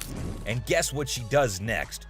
Brace yourselves, people. She starts yelling and banging on the glass window, demanding her precious TV. Seriously, that's not how you get things done. Even if someone is trying to help you, no one will tolerate that kind of behavior. Ashley, understandably furious, tells her to back off. The situation gets so heated that Ashley has to step out of the room to confront this unruly customer. And guess what? This lady has the audacity to threaten Ashley. Well, Ashley isn't one to back down, so she tells her to get the heck out of the shop. This customer is beyond crazy, I tell you. It seems like she had a truckload of problems even before she set foot in the store. What? I dare you. Now, the bodyguard steps in to escort her out, But oh boy, this girl goes on a rampage. She knocks over everything in her path, completely enraged. Come on, girl, you seriously need to chill out. Bye! What? I'm scared to leave. Finally, they manage to get her out of the shop, but you won't believe what happens next. Unlike the previous guy who threw a plant, this woman tries not once, not twice, but 3 freaking times to break back into the store. I mean, seriously, woman, get a grip on yourself. This is just embarrassing for everyone involved. But damn it, we're not your local psychologist neither. Even the bodyguard has had enough at this point, and he can only imagine what kind of crazy exchange must have taken place. Man, oh man, what a wild scene that must have been. This next guy is the most polite guy you'll see, but things take an interesting turn. I'm trying to help you solve your issue. What you mean? Well, folks, let me tell you about this wild encounter that went down, starting with a seemingly innocent greeting. Hey, how are you? I'm good, how are you? Well, actually, I'm not doing so good. Little did anyone know, trouble was brewing. You see, this poor customer was feeling down because his dear grandma had passed away. He needed to sell something urgently to scrape together enough cash to cover his rent. Now that's a tough spot to be in, right? Enter Ashley, a real gem of a person. She genuinely empathized with this guy and offered a helping hand. So the dude decides to sell his late grandma's ring, thinking it's made of real gold and worth a fortune. Ashley, being the responsible gal she is, takes a good look at the ring to verify its authenticity. And guess what? It's not the real deal, folks. It's as fake as a knockoff Rolex. Okay. Do you have anything? Naturally, Ashley breaks the news to the guy and asks if he's got anything else to pawn instead. But this fella, he ain't buying it. He's convinced that Ashley's got it all wrong, and he wasted his precious time chatting with her. Well, hold your horses, buddy. Ashley calmly reassures him that his time wasn't wasted and suggested he could pawn his TV instead. But oh boy, this suggestion hit a nerve. He starts acting all weird and uncooperative, throwing a tantrum. TV. You can pawn your TV. What the I look like? Now, here's where things get intense. Ashley's just trying her darn best to help this guy out, but he's not having it. He demands his ring back and starts searching for someone else to deal with. I'm trying to do whatever I can to help him. This not making no sense. And when Ashley tries to explain that she's simply doing her job to lend a hand, it's like a switch flip inside this guy's head. He goes ballistic, questioning Ashley's every move and acting all erratic. It's honestly a bit scary, folks. Believe it or not, this fella has the audacity to tell Ashley to lower her voice, even though he's the one causing all the ruckus. Talk about pushing boundaries. He even has the nerve to put his hand on her face trying to belittle her. And get this, he's not even listening. Lower your voice. Don't Lower your tell voice. me Lower what your to do. voice. Don't Lower your push your- voice. He's busy with his threats, making Ashley's job even harder. But our girl Ashley, bless her heart, stands her ground like a champ. But wait for it, folks. Here comes the jaw-dropping twist. Out of nowhere, a hero emerges. My face. Lower your Don't voice. put your You got finger me. in No, my face. you got me. Bam! This mysterious stranger slams our angry customer to the ground WWE style. Can you believe it? And that's not all, folks. This hero then grabs the unruly fella and drags him out of the place. Because guess what? The dude still won't quit. On the ground. On the ground. On the ground, mother. He keeps up with his nonsense, making threats and vowing to return for more. Seriously, what on earth did Ashley ever do to deserve this kind of treatment? It's downright mind-boggling, folks. Well, the last person on this list is no less than any other irrational person than earlier. If the item was worth the money, I would give her money, but he was a loudmouth. It's just another ordinary day at the shop when this woman walks in, hoping to make some quick cash by selling her jewelry. Pretty common scenario, right? How you doing? I'm good. Trying to find this here. Well, here's the twist. It's also quite common for people to claim that their jewelry is real, when in fact, it's not. But it all depends on how they react when they find out the truth. Now, this particular woman already seems a bit agitated as she approaches the counter to sell her rose gold earrings. Les, the shopkeeper, takes a look at the earrings and bluntly informs her that the color is not real. Surprise, surprise. I can feel you. Okay, so what's up? They're not real. The woman didn't see that coming.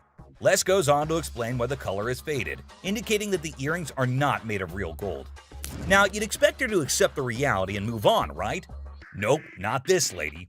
Instead, she comes up with a lame response like, well, duh, that's because it's rose gold. Seriously? I mean, it's common knowledge that when the color starts fading on real gold, it's a clear sign that it's not genuine. But this woman insists it's two-tone rose gold, while Les insists it's just some base metal. They were just base metal. It's not gold. Base metal is going to turn colors when you put chemicals on it. Come on, lady, listen to the expert here instead of getting all rude. The fact is, base metal changes colors, not real gold. It's pretty clear that this woman just wants some money and has the audacity to demand $200 for those earrings. And as if being rude wasn't enough, she starts hurling abuse at poor Les. That real rose gold earrings, man, I need $200 right now. What the is the... Talk about being confused and disrespected. I can't blame Les for not taking that kind of nonsense. So the bodyguard steps in to escort the woman out of the shop. But guess what? She keeps insisting that she wants her money and even asks the bodyguard to check the earrings again. Seriously, lady, drop it already. Here's the funny part, and you'll never guess what Les did next. Yeah. You want me to wrap these up? Yes, he did that. I mean, why bother with someone who refuses to listen, right? Eventually, the woman is escorted out by Les and the bodyguard. But she doesn't give up that easily. She actually tries to break into the shop not once, not twice, but 3 times. I can't help but feel secondhand embarrassment for her. It's like witnessing pure insanity. I can't tell. He's out. In conclusion, this woman's behavior was out of line. Instead of accepting the truth and moving on, she chose to be rude, abusive, and persistent. It's a good thing Les and the bodyguard stood their ground and didn't let her disrupt the shop. Let's hope she learns a lesson from this and thinks twice before causing such a scene in the future. My dad truly believed that this glass could be something. Space for years. And you never know what surprises will walk through that door. Today we've got Seth bringing in something that's blowing everyone's mind, and boy is he in for a shock.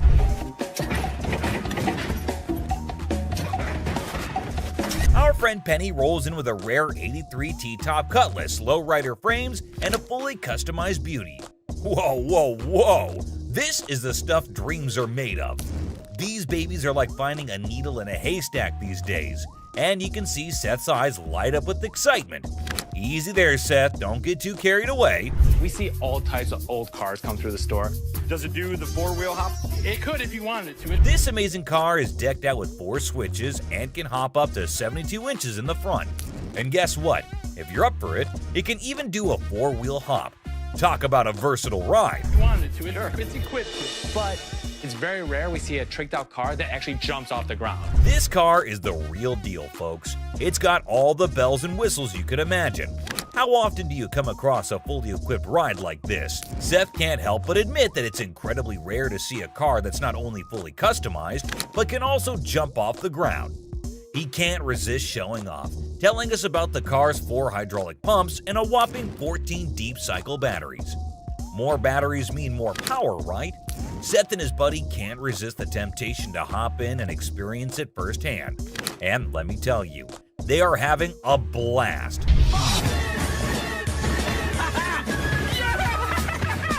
Now, Seth really wants this car, but he wants it at the right price. Penny, on the other hand, is hoping to fetch $12,000 for it. Will Seth bite the bullet and make the deal? Well, here's the twist. How about $4,000? Seth is only willing to dish out $4,000 for it. Whoa, talk about a huge drop. You can see the disappointment on Penny's face. He explains that he spent $4,000 just on the paint job alone. After some negotiation, Penny agrees to settle for $10,000. But Seth tries to push it further, offering $7,000. You know he wants it. It's very rare we see a tricked out car that actually jumps off the ground. Penny, being the wise guy he is, doesn't take the deal. In the end, they part ways on good terms. Well, folks, let's hope Penny finds another buyer who's willing to meet his price for this fully customized car. It's always a thrill to see unique items like this in the pawn shop. And who knows what will come through those doors next. Stay tuned for more pawn shop adventures. But here comes another gem-filled day at Les's Pawn Shop. Who knows what other surprises await us in the future? Stay tuned, folks, because the adventure at Les's Pawn Shop is far from over. Hold on to your seats because this next guy is about to unleash some of the rarest goodies on the market. 5, 6. Brace yourselves, space geeks, because this is gonna blow your mind. So this guy rolls up with a bunch of crates, and let me tell you, the anticipation is real. Got a couple things. I have some Star Trek things, and I also have things from NASA. He's got some seriously cool stuff from the Star Trek universe, and even NASA. I mean, come on, that's pretty awesome. It's clear that this dude is a space enthusiast through and through, and his collection is off the charts. Honestly, it's a total flex. Like seriously, you gotta take a look at this thing. This is all the kind of stuff that you're into. Now, here's the kicker. Ashley confesses that she and her brother aren't exactly die-hard Star Trek fans. But guess what? Every time they get anything Star Trek related in their shop, it flies off the shelves. I'm not a Trekkie girl, my brother's not a Trekkie guy, but when we get Star Trek stuff in here, it flies off. Talk about a lucky break, huh? This guy managed to gather all these valuable items from various Star Trek conventions across the country, thanks to his gig as a truck driver. Talk about dedication to the cause. But wait, it gets even better. He pulls out this kit from Paramount Studios, which is a seriously impressive piece in his collection. To give to radio station to run ads for the show. And it's an authentic set that was sent to a TV executive when Deep Space Nine first hit the screens. Now that's some next level stuff right there. You can't help but appreciate the sheer coolness of it all. Here's the catch though. All this awesomeness comes at a price, and Seth, our shop owner, is taken aback by the asking price. This was $1,000? Yes. Wow. $1,000? Yes. Why? Why is that so Because much? it's custom built and it all lights up and works. The guy wants a whopping $1,200 for everything, unless ever the savvy negotiator tries to bring it down to $700. It seems like a stalemate, but fear not, because Ashley steps in with her clever thinking. After some intense back and forth, Ashley manages to strike a deal. 7,800. She works her magic and secures all these incredible items for just $800. Can you believe it? Talk about a happy ending. Everyone walks away satisfied. The customer gets a fair price, and our shop owners have some killer new additions to their inventory. Who knew that a truck driver with a passion for Star Trek could bring so much excitement to our little shop? It just goes to show you never know what surprises are waiting around the corner. I kid you not. This next guy just pulled up with a true gem. Checker taxi cab. I don't know about the original miles. Meter still. Can you even fathom it? It's none other than a 1982 checkered cab. Whoa, now that's what I call antique. Take a gander at this beauty. It's in remarkable condition. It's evident that the owner showered this car with lots of love and care. Kudos to him. Did you call for a cab? Did you call for a cab? Now, hold on to your hats because there's more to this story. Our daring duo, Les and Seth, decided to peek under the hood. Lo and behold, their jaws dropped. Look at that thing purr. Don't you lose money because you get there quicker? And it all goes... The engine looks splendid, almost brand new. How cool is that? But wait, there's a fascinating tidbit about this cab. Back in the day, they used to write the rates right on the taxi door itself. Talk about genius. This way, the rates were fixed, making it easier to attract customers. It's a shame we don't see this kind of thoughtful detail nowadays. The door. Did you see the rates on the door? Yeah, I did. The shut up one is one I like. And guess what? This car enthusiast doesn't just have one of these incredible cabs, but a whopping total of 4. 4, my friends! And out of all his prized possessions, he decided to part ways with one and sell it to this very pawn shop. As long as the price is right and it's in good condition, we can make a profit. Boy, oh boy, Les and Seth should count their lucky stars. Now brace yourselves for the asking price. This customer is seeking a jaw-dropping $10,000. Can you believe it? Les, being the inquisitive one, questions the reason behind such a hefty sum for what seems to be a mere antique car. Sensibly, Seth suggests that the customer take the car for a spin, just to ensure everything is running smoothly. Perhaps then they'll be able to negotiate a fair price. Good thinking, Seth.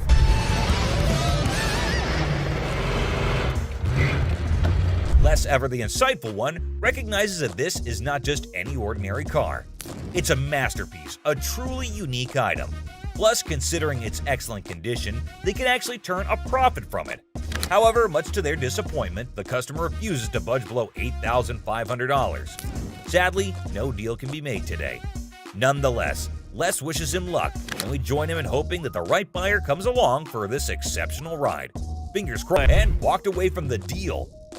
But wait, there's more. You think Les will let him walk away like this? Les has something up his sleeve, and he does this. Well, after mulling it over, the customer finally caved in and agreed to Les's offer. That's the kind of influence Les has, folks. Somehow, people just can't resist his charm. Now, with everyone on the same page, they can all happily move forward. It's smooth sailing from here on out. Jack, get the out of here. Yeah, I know you like gonna get your hands off. Really? You got me. No, she ain't by herself. She ain't by herself, my man. No, I call me. I'm sure you're curious about what happened. So let's not waste any time and jump right into it. So this customer walks into the pawn shop looking visibly upset. As usual, Ashley greets him and asks how he's doing.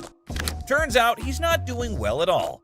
Here's the reason why. I'm not doing so good. No? My grandma just passed. I'm sorry.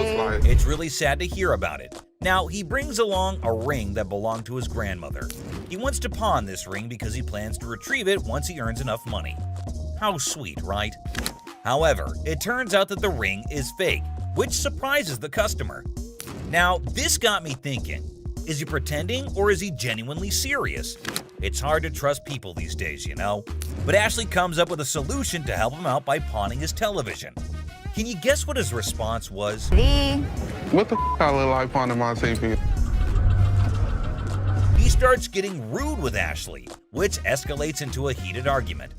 Then he demands his ring back, and not only that, he insists on being helped by another employee because he's annoyed with Ashley. And guess what happens next? Put your finger in my face! Don't put your finger in... Yep, that's how he ended up there. Crazy, isn't it? This customer's behavior became even more disrespectful. Just to prove that Ashley was completely wrong and useless, that's when, as you saw, the big guy steps in and knocks him down. But he continues to yell and curse at her. Eventually, Byron forcefully removes him from the shop. You got me up. No, let's go. Man, let me go. Let me go, man. Just when he thought everything had settled down, the customer goes ahead and threatens Ashley, saying he'll come back to get her.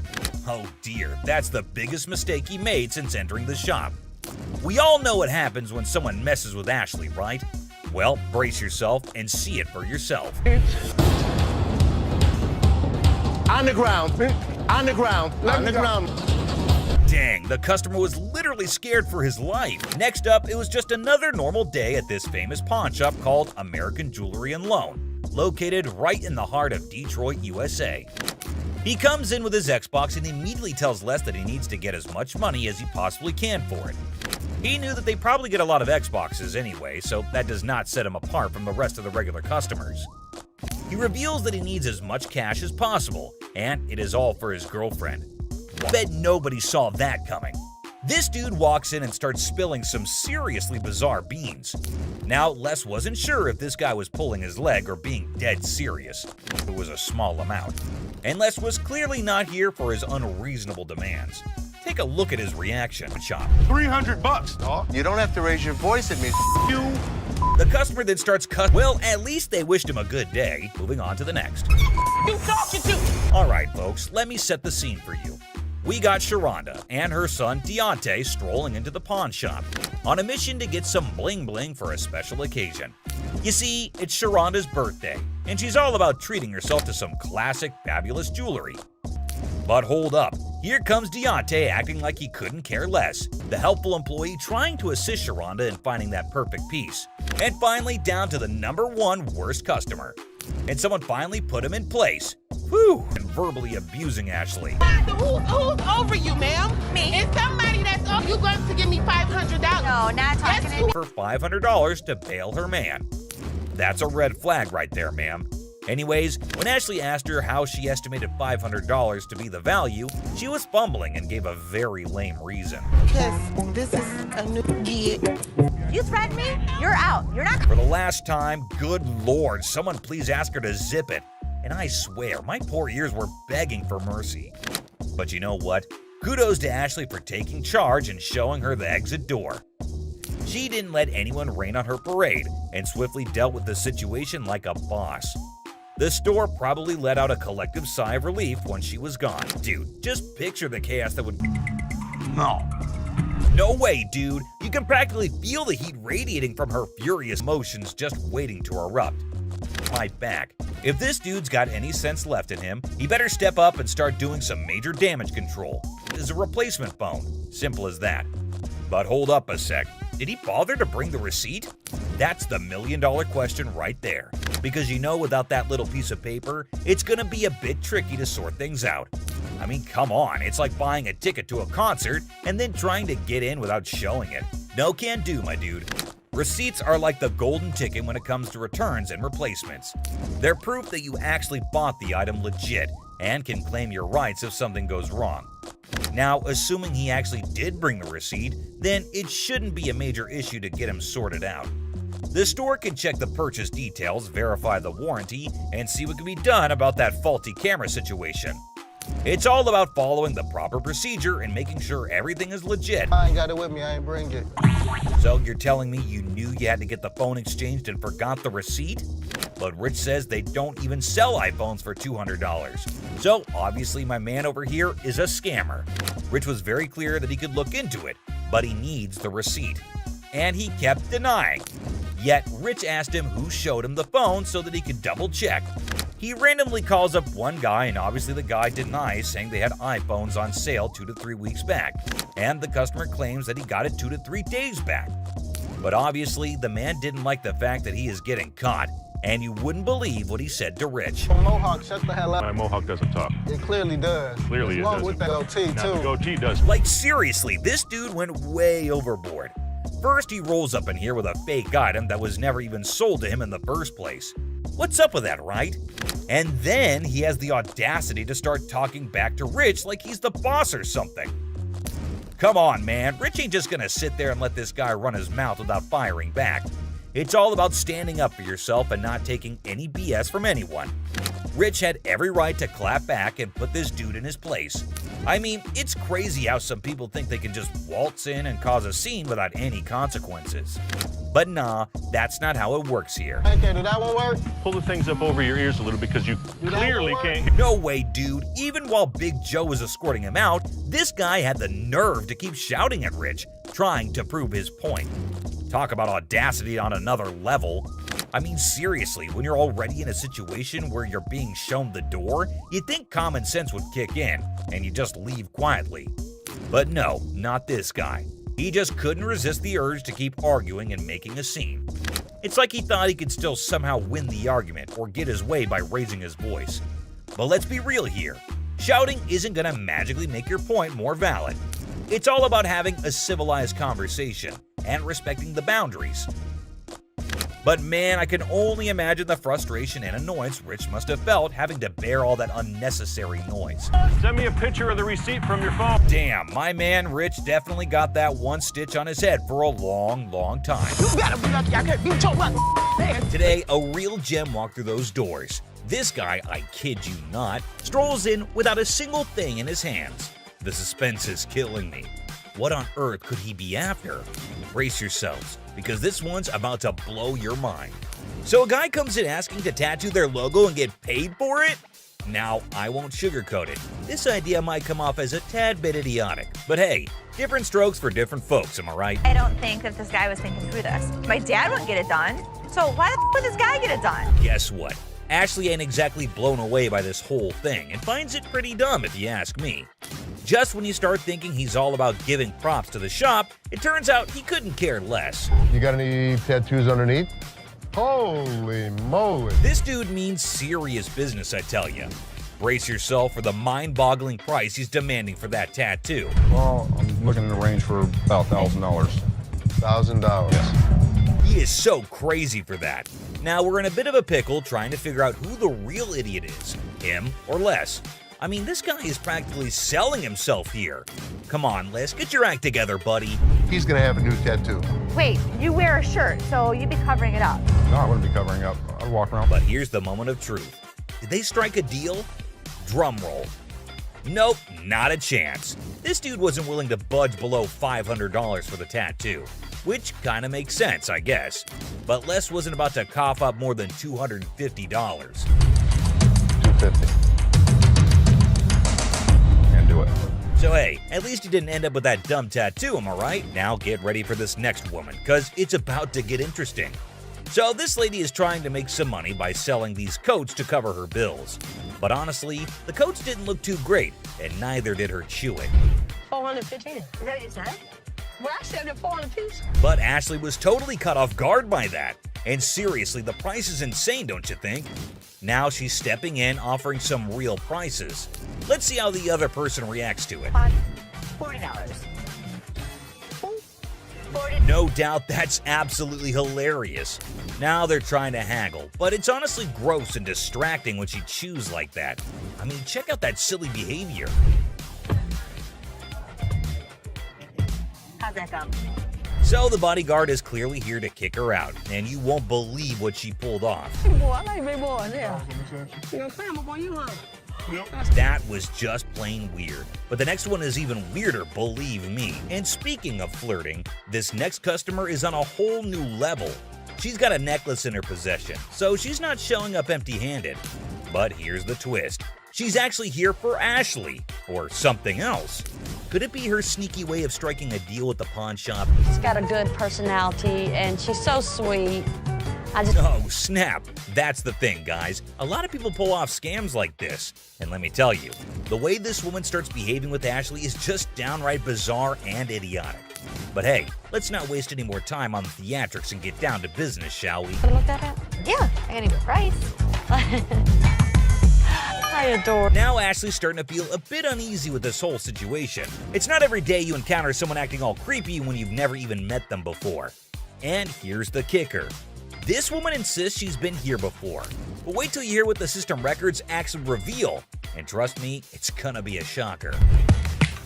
I look her up in the system. She's never been here, right? I can't find her. Well, well, well. Are we really surprised here? This woman just can't seem to stop flirting with Ashley. But what really concerns him is her dishonesty. And let me tell you, her response to it is nothing short of idiotic, yet undeniably hilarious. We've got ourselves a real comedy act unfolding right in front of our eyes. So you lied to me? I do like you. No, you lied. Now, I can't help but wonder if she was just playing her cards to seal the deal, or if she genuinely had a thing for Ashley. Either way, she managed to strike a deal, and now she's out of Ashley's hair. Mission accomplished, I suppose. Now back at the pawn shop. And this time, we have a surprise because we've got a whole cast of characters in here today. Check out this lady starting off all cheerful and friendly, saying hi to the folks at the front desk. But out of nowhere, she does a complete 180 and turns ice cold. What's her deal? But guess what? The computer ain't lying, my friends. The receptionist straight up told her that her precious ring is nowhere to be found. And you know what? It's on her. If she really cared about that ring, she should have shown up way sooner to claim it. But she didn't, so tough luck, I guess. She should have just remembered where she left her stuff. But no. Instead, she's going off like some chatty old grandma, non-stop yapping about it. Oh boy, we've got a real character on our hands here. This lady just won't accept any responsibility, I tell ya. Hey lady, newsflash. It's your job to remember, not his. This is where she's really taking the cake and acting like a complete idiot.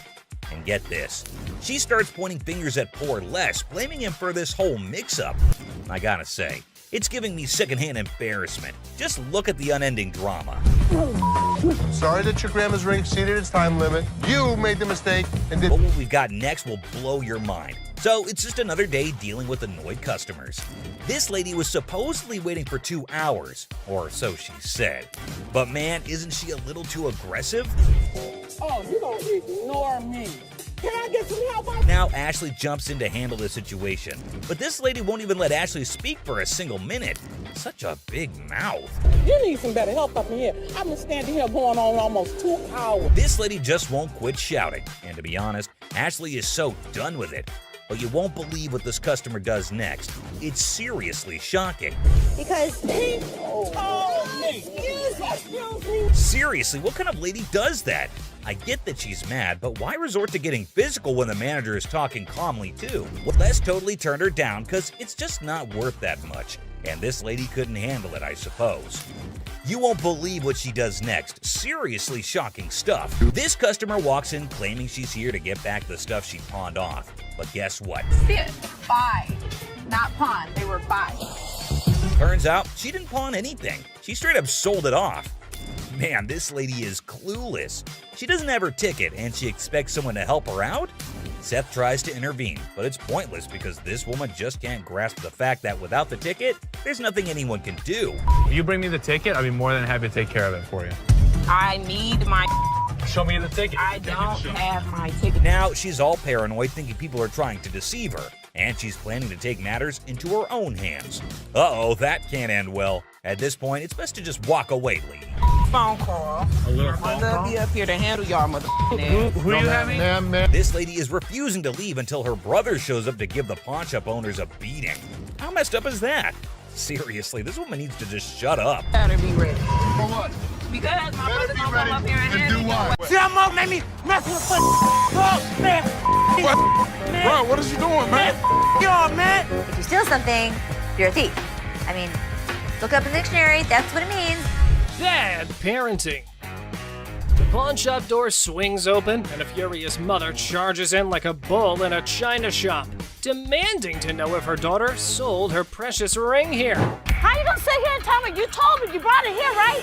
Yeah. It best be here. I don't have it. Now what we gonna do? There's nothing What the I can hell do. we gonna do? Because I need my Nothing I can do. Don't I this have belong to to have my her mother. ID or I want my ring. Not a good impression anyway. To defuse the chaos, Ashley stepped up. Let's see if it helped or not. You took your grandma's ring. Yes. And you pawned it. When? The day before yesterday. Okay, so where's your ticket? I don't have it. So let me ask you a question as a mother. Did you press charges against your daughter for being a thief? I'm not pressing no charges against my daughter. Then you can't get it back. No. Get a grip on yourself, Mommy. The woman just won't listen to anyone. Man, where do such people come from? No wonder her daughter's acting the way she is. I came in here to try to resolve the situation. But yeah, you want to figure it out. No. Hey, get off him. You better figure out some way to get your mom's ring back. Watch when I get your ass home. Now see? Now you got labeled as a thief. Coin thief. Ooh, there's a new player in the game. This fella's got a quarter that supposedly belonged to JFK when he got the axe. And guess who he's trying to sell it to? Les, of all people. This should be interesting. Hey, the second person to touch it, man. You see this, man? Who was the first? JFK, man. JFK. Hell yeah, I'm trying to get 30,000 for it, man. Really? Our friend here needs to know that he's trying to close a deal with the boss. Yup, the big cheese himself. You know what that means? You better have some answers ready. I don't think this guy even knows who the president is today. What year did they put Lincoln on the quarter? 67. Who's on a penny?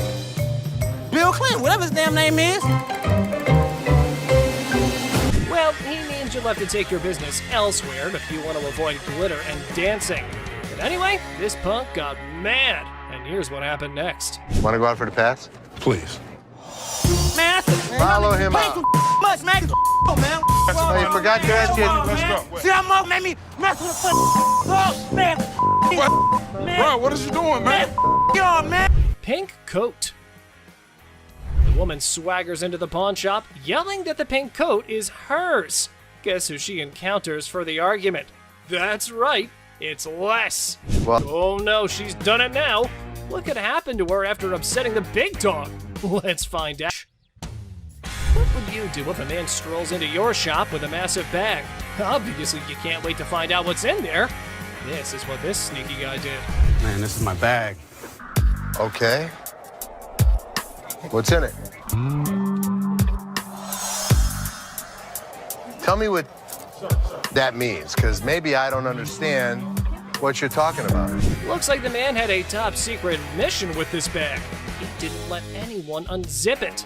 In my opinion, he's a freak. See for yourself how the whole scenario went down. You can't bring in a big bag into a business and not expect to have it searched. Oh my God. My man, oh my God. What the hell? Wow, that was unexpected. I can't believe what just happened. I might need a moment to process this. It's not something any of us were prepared for. So I'm just gonna let things lie. If I see anything on the news, I'll report that he was here. I saw that, man. For all I know, there's a half-naked man in a gold G-string running around the streets of Detroit. Holy Pregnancy deal. A pregnant mom walks into a pawn shop, excited to purchase a wooden horse for her unborn baby. I was just here last week and I seen this horse that y'all had and I really want it. I didn't have the money last week. For sure. You saw? Where is it? It's right over here. Sure. When are you due? Well, I'm due next month. Oh, it's your first? Yes, it is. Oh, but the down part was that she has no money. How unfortunate considering her husband left her. Hearing her story, Ashley gets all empathetic and decides to give away the object to the yet-to-be-born baby mama. This is what she has to say. Let me tell you what I can do for you. You give me 5, and then my gift to you is the remaining 15. That'll be great. That'll be really great. Okay? It means so much to me. Well, everything went well for the lady, and even Ashley was proud of herself for doing a good deed. Until this happened. Help you and the baby. What the? Hello? Excuse me? Excuse me? Wedding ring crook. Looks like someone's sleeping on the couch tonight. This wife found a pawn slip for her wedding ring in her husband's wallet. Time to hit up the pawn shop and get it back. So your husband stole your wedding ring? Yes, he took it because we're having financial problems. I get why he did it. I just want to pay for it and get my ring back. Did you make a police report? No, I didn't make a police report. The hell am I going to make a police report for? The angry wife missed the no ticket, no service memo. Ashley can only work with what she's got, lady. Don't shoot the messenger. Let me explain to you how this works. First of all, I don't just look up somebody's name and give you their information. I didn't ask you to give me the information. I asked you to look it up. How hard is that? You look it up in the computer, you take it, I pay for it, we leave. It's not that hard. Okay, I know it's not funny, but Ashley's solution was hilarious. Here's how she managed the situation. Nobody saw it coming. It isn't Take that hard. your pretty little feet, walk your pretty little legs out of here. You are not. Just go back there and give me my How hard is that? You can't just go back there and type in a name? It's time to go. The only person you should be threatening is your husband. Invisible friend. A guy trying to pawn a fake bracelet walks into a store with his imaginary friend. However, Les was skeptical until the friend started haggling for a better price. My partner right here, Robert, we want to pawn this. You're who? My partner, Robert, right here. Here's a person talking to an invisible friend, but I didn't see him. Well, well, well. Robert, the imaginary friend, needs a reality check. Maybe this dude should stick to playing pretend more believably. After all, the pawnbroker here is no fool. Robert, tell him, Robert, tell him. This is worth $200. It was a stainless steel bracelet that we don't sell here for $10. There was no way he was gonna get anything. However, his get-rich-quick scheme wasn't so quick after all. The customer's face fell faster than a lead balloon. This is how we reacted to the situation. And he talking about he can't give me nothing for this. What the is that? No, come on, let's go to the outside. I gotta look at it a little more better. All right. I ain't leaving. I'm not leaving, man, until I get some money. I'm not leaving, man. That man, let me go. Stolen telly. This lady's ex-boyfriend pawns her TV for some quick cash.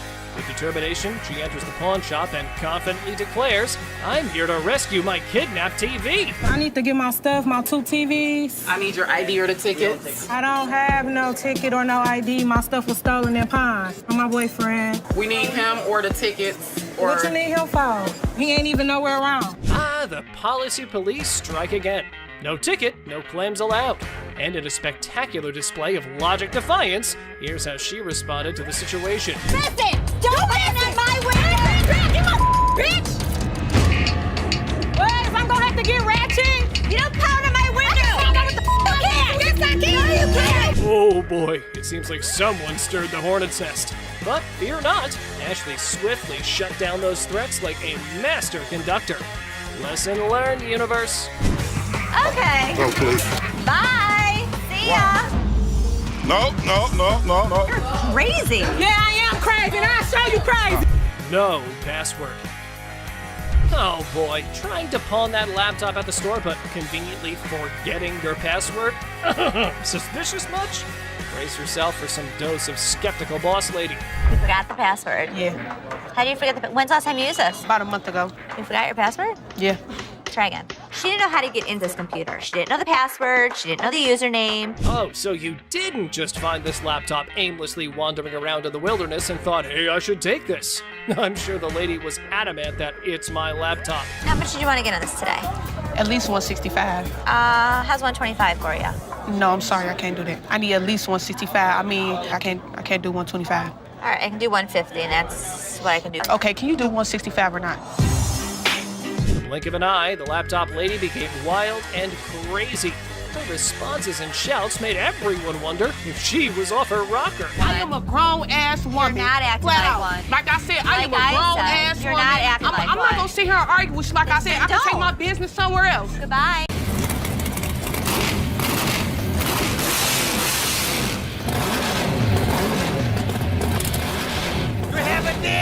Well, online, these things go for $3,050 recognizable comic book heroes. Silver Surfer. Oh, guess what? We've got a bona fide comic enthusiast here. Big surprise. Like, who isn't, right? For 500. Hey, genius. If you're after that dream price, maybe hit up a comic store. Selling your treasure trove at a pawn shop? Yeah, real brainiac move here, buddy. Custom-made electric chair. Folks, take a puff. We've witnessed all sorts of weirdness at the pawn shop, but this fella's cranked it up a notch. Check out his wild sell list. So tell us a little bit about them. We have Halloween retail stores. This is a custom-made electric chair. There's a whole show if you guys want to see it. Sure, go ahead, show us. Hell yeah! I'm really into this kind of thing. This might be the new feature at my house on Halloween. Oh, just what we all need. A bedside toy that screams Halloween 24/7. No biggie, except it's art, not like living in a slasher fic or anything. So we're looking to get about $8,000. Brand new, they're just above $9,000. And that makes a lot of sense. Right. Buy a used one that's 6 years old. Well, the for cool thing $8,000. about this one is that they don't make them like this anymore. You're There's right, two they don't. The new ones are digital. Well, guys, Mr. Ambitious over here is dead set on this mystery item.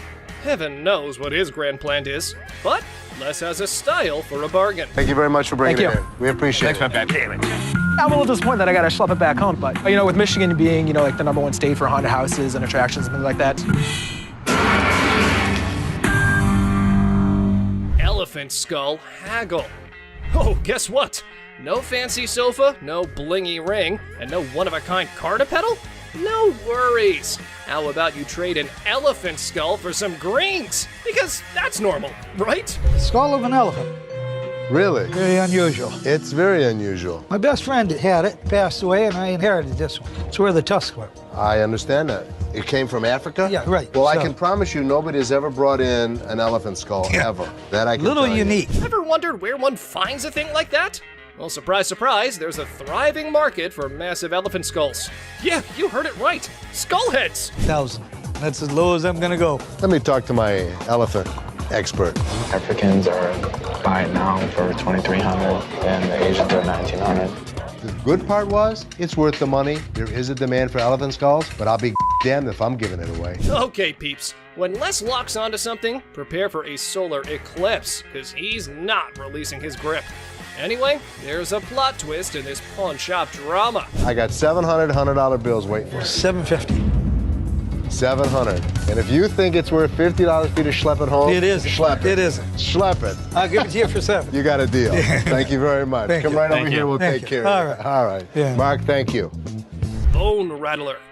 Okay, people, the granddaddy of speed in the house. Ready to snatch up a drag racing car from the pawn shop? Who knew shuffleboard was just a warm-up? This guy is an expert. He knows all about drag racers. So does Jeff. Jeff is my jeweler, but he's much more knowledgeable with engines than I am. The guy that sold it to me said it cost him $85,000 to put it together. Probably clipping along at about 250 miles an hour. Fire this puppy up. I don't know how to start it. Gather around, youngsters. We got a drag racing sage here, boasting a mere 30 years under his belt. So the wisdom dump is here, as he schools the pawn shop owner. You know how to start him? Sure. I knew you did. How long have you been racing dragsters? For about 30 years. Oh. You ready for this? I'm ready when you are.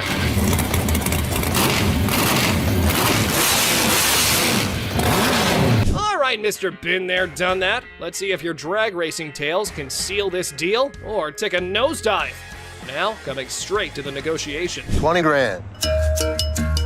7,500. I don't think so. If you give me the money today, 15,000. I'll throw the skeletons in for free. We have a deal for 15,000? I guess so. Thank you very much. Have a good Enjoy day. your new car. Mechanical bull. Ah, the good old days of Wild West bull riding and rugged cowboys. Some dude missed the memo that it's not exactly the trendiest scene nowadays. Time to catch up, y'all. Going for a ride in my parking lot, or what are we doing? Let's have a little fun, girl. We're trying to sell our mechanical bull. Why do you have it?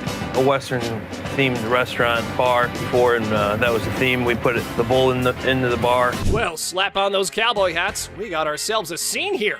But seriously, who's taking bets on whether they can wrangle a decent price for that rodeo-style bull riding? Let's say you were to buy these brand new. How much do they cost? They cost around $15,000 to $20,000. How much do you want? $15,000. So if I was to buy this brand new or buy this used from you, it's the same price. Rental companies rent these out for $750 a day. There's a lot of revenue potential. Ah, man, sad to see these alpha men taking back their bull home. But folks, hold on to your hats. Maybe Ashley has something else in her mind. 3,000 right now. 45. 31. 39, you pack it up. That's my bottom dollar. 34. I can't do it. Sorry, good luck. Dr. Death's van. Step right up, viewers. You've heard of Dr. Death, but today's highlight is the van that spotlights as the ride for assisted suicides. Because nothing says vacation like a one-way ticket, right? This is a 1968 Volkswagen van owned by Dr. Death, Jack Kevorkian. By Dr. Death. This is the actual van that he did his first and several other assisted suicides in. Jack Kevorkian was an iconic figure in the city of Detroit. We're not aiming for a Valley of Chrome farewell tour this time. Mr. Big Bucks here wants a six-figure sum. Brace yourselves, because Les has his few concerns all queued up. It is a piece of history. I like buying weird. You won't find another one. The problem is, it doesn't make sense to spend six figures on something like this for me. Well, you either love it or hate it. But I love it. This is definitely a piece of Detroit. A van oozing that delightful combo of creepiness and death vibes. So legit. However, why not throw in another expert opinion? Let's see how that went. So 10,000 ain't gonna buy it. No, I'm in the six-figure range. 20 grand? No. 25 grand. 30 grand. 50 grand? 30. One time. 50. 30 cash right now. Bizarre bikini.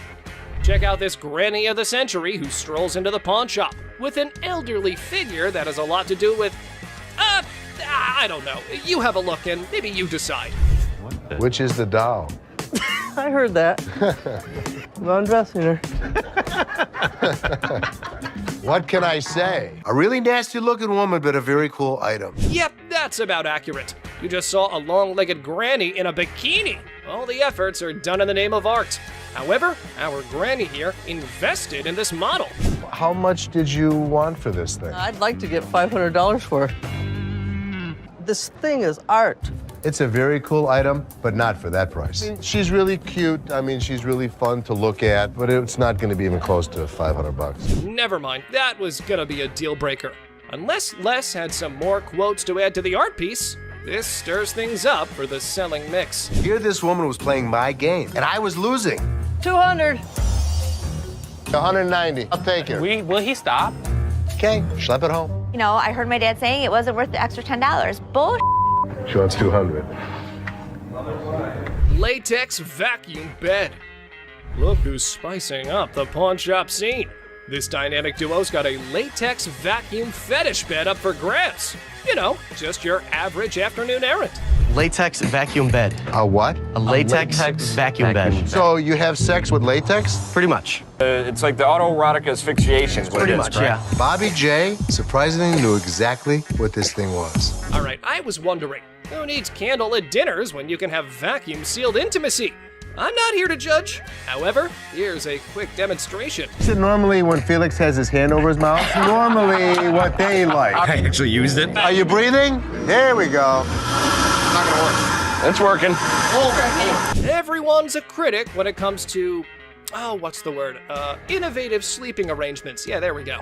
And we aren't sure if that ever went up for the big sale. Used it. So how could you not want to do this with him? Because I don't want to suffocate. It's not for everybody. I'm familiar with the bed. Very much so. Just imagine having sex and he don't have to hold you. Perfect. Well, now we got that out of the way. Watch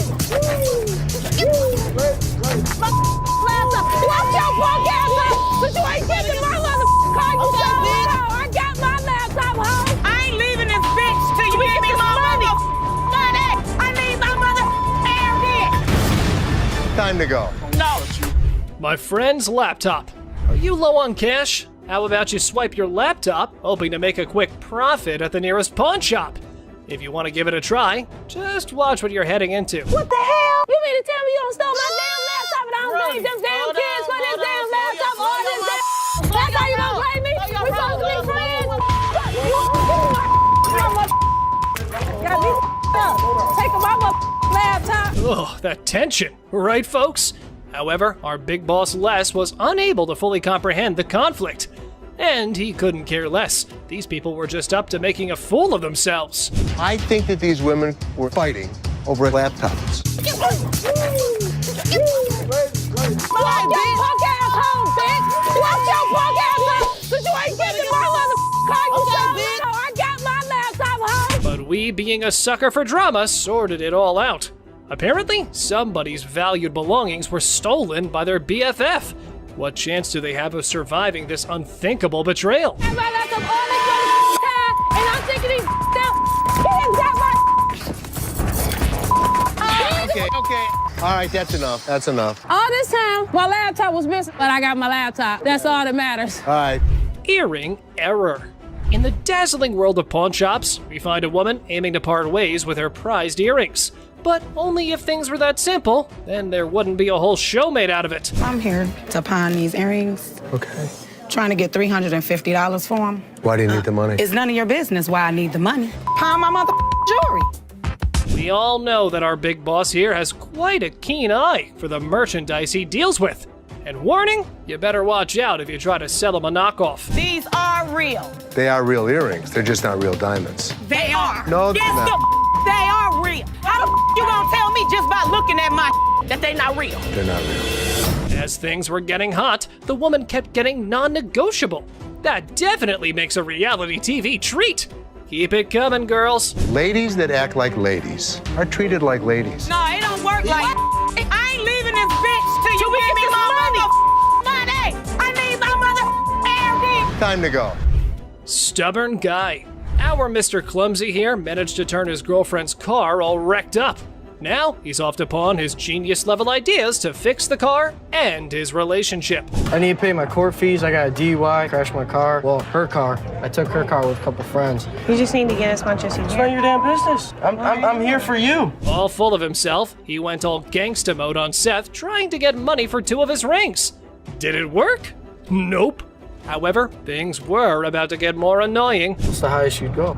$900. That's ridiculous. Tell them what it is. No, don't tell me what to do. Stop talking. Stand behind me. What's the problem? Tell her to stand behind me. This is men talking right now. Our boy's respect for his girlfriend shines through as the negotiations heat up. Hold on to your seat, because this encounter was a true lesson in having proper manners. Maybe we should just take the money. That. Stop talking. Just Dude, stop seriously, talking. why are you Just such an stop. ass? No, you need. No, I don't need to. You're in my store. This It is my property. business. It's not your property. Do I She's her tell own your person. property what to do? Hopefully one day she'll wisen up, move on, and realize that this guy's a complete tool. Mother-daughter feud. Well, ladies and gentlemen, hold on to your liquor bottles for a heartwarming episode of Mother-Daughter Treasure Hunters. They had gathered some priceless junk to fund their world tour. So what you got? I got some really expensive stuff. Show me. Some old liquor bottles. Some old albums. Stamp book. Don't you think he worth something? No. You got a whole lot of nothing going on over there. But wait. Les examines their items and deadpans. Sorry, ladies, it's all junk, no worth. The things took a swift left from there, guys. Told you it wasn't worth nothing. You need to watch your trap because this worth everything to me. It don't matter. They don't want it. This is not junk, okay? So don't you comment on I told you. So you better not don't. to come here. You better don't go there. Gas. You better don't. You better don't. It's like watching a comedy where emotions run high over little treasures. They both argue fiercely about sentimental items. Talk about teaching your kids some manners. I will kill your ass. I'm your mama. You better don't. How the heck you better don't? No, you get the off my. I thought it was kind of funny watching the mother and daughter argue with each other. Okay. All right, that's enough. That's enough. Body slam. Our guy claims his grandma's ring is a lost treasure. Well, that part's for Ashley to decide whether it's real or something that came out of a cereal box. How much are you looking for? Is this enough to pay rent? How much is your rent? $300. Okay. Do you have anything else? Because this unfortunately is not real. What you mean it's not real? It's not real gold. Basically, y'all sit up here and waste my time talking to you. You don't waste your time. Oh dear, Mr. Sad Story. You've really painted yourself into a corner now. It was almost as if he was starring in his own drama series. I'm like, just give me my ring. I need to speak with somebody else because you irritate me flat out. I'm trying to help you solve your issue. What you mean? What you mean? I'm trying to help you solve your issue. Lower your voice. This guy's acting really erratic and it's making me really nervous. Hold on tight, because here come the Powerpuff Boys to rescue our protagonist from his own soap opera. What a gimmick. A day he's gonna remember for a while. Don't put your finger in No, you got me. She ain't by herself, my man. Bitch, I'll be back, bitch. You're talking that now, get the hell out of here. He was lucky I have other things on my mind, or I would have beat him to a pulp. PlayStation.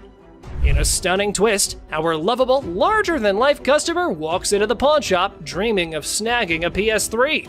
Let's hope the controller can keep up with his enthusiasm. How much are your PlayStation 3s? How much you want to spend? You got $70. Can't let it go for 70, my man, unfortunately. I've seen it for $70 to $80 at other pawn shops. Does it come with a warranty? It comes with an as-is warranty, unless you'd like to purchase an additional warranty, which I'd like to help you with. This is bull. Our six-pack gamer needs some physical exercise rather than video games. Mirror, mirror on the wall, who needs a jog more than them all? I need a PlayStation 3 for $70. I sell them for $100. That is ridiculous. All I got is $70. I want somebody else to talk to around here. Well, there's only gonna be one other person you're about to talk to, and if you keep your voice raised like that, we'll be more than happy to speak with you. And here's where you might consider scheduling that eye wash. Oh boy, up next could rival a comedy sketch, complete with unexpected twists and turns. Get out of here. I'll take a ride, big boy. Big boy. Ride, big boy. Here we go, big boy. Here we go. Have a good day. What's all that about? What you want to do? I come down this my level, beat your ass down here. What? Take you all that, bitch. Do it right. Ashley fires. So, guess what? There was a worker at the pawn shop who some folks thought might be stealing stuff. Ashley got wind of it and had a little investigation on her hands. You said you wanted to know if Tressa asked me to put anything else on the internet? Yeah? Well, she did. She did? Another watch. Are you kidding? Nope. I'll take care of it. Don't even put it on the internet. Okay. I have to check with Brian first to see if Tressa got permission to pull the watch from the display case. Right when Ashley was busy being a detective, the sneaky thief decided to drop in. What wonderful timing! Well, since you're here, time to do some explanation. I didn't ask him to put it online yet. I didn't ask him. So he wouldn't just offer it? Right. You said to come to one of you guys. Well, before I would have bought it, I would have came to you But guys. you already asked him to put it on the internet. No, I said, was it a possibility? I pulled it out. Okay, you went around the bush and kind of asked him. No, I'm still not 100% sure if I wanted to buy it. Alrighty then, you're going home because you were not hired to make CEO-level decisions. But wait, there has to be more about this situation. You're fired. That's fine. That's fine. I said I wasn't even sure if I was going to. It's fine. I literally told everyone that you weren't as big of a bitch. I was wrong. Excuse me? Get the out of here. Get out of here. Let's fight. How much can you give me, man? $20? $20? What the hell you mean? I'm more or less helping you than anything. Man, I'm gonna need more than $20 for this, man. Of course, they're giving you exactly what it's worth, aren't they? So just take the money and run. But anyway, here is how our man decides to handle the situation. Hey, come on. I played this game before. I know this was a scam. You broke my trust, and because of that, Justin, you're fired. Replica. Oh boy. Get your wrists ready for this one. A man walks in with the Audemars Piguet watch, and Les was in all mood to get his hands on it. How about 6? 4,000. No, I don't think I can go that low. You want to meet in the middle? I'll go 4,500. No, I need to get the 5 out of it. Sorry. All right. Appreciate your time. 4,600. However, our Pawn King did pull out these big bucks. But he was sure. Duh, he was. But hey, just wait, because Seth might have a different opinion. So let me check it out real quick. Oh. It's coming up counterfeit. Oh, bull. Oh, yeah? Look at it right here. It says do not purchase. It's a known counterfeit. What? Did our pawn maestro get scammed? Well, wait. They call the seller back in for another purchase to trap him down. Let's see how that goes. You mother coming into my store selling a that's not real. Here's the way it works. Either give me my money back or go to jail. I bought them, and now, I've got taken on them too. I believe you. I mean, I'll give you your money back. Unreal diamond. Regular day at a pawn shop. Antique necklace. A man strolls in claiming an antique necklace.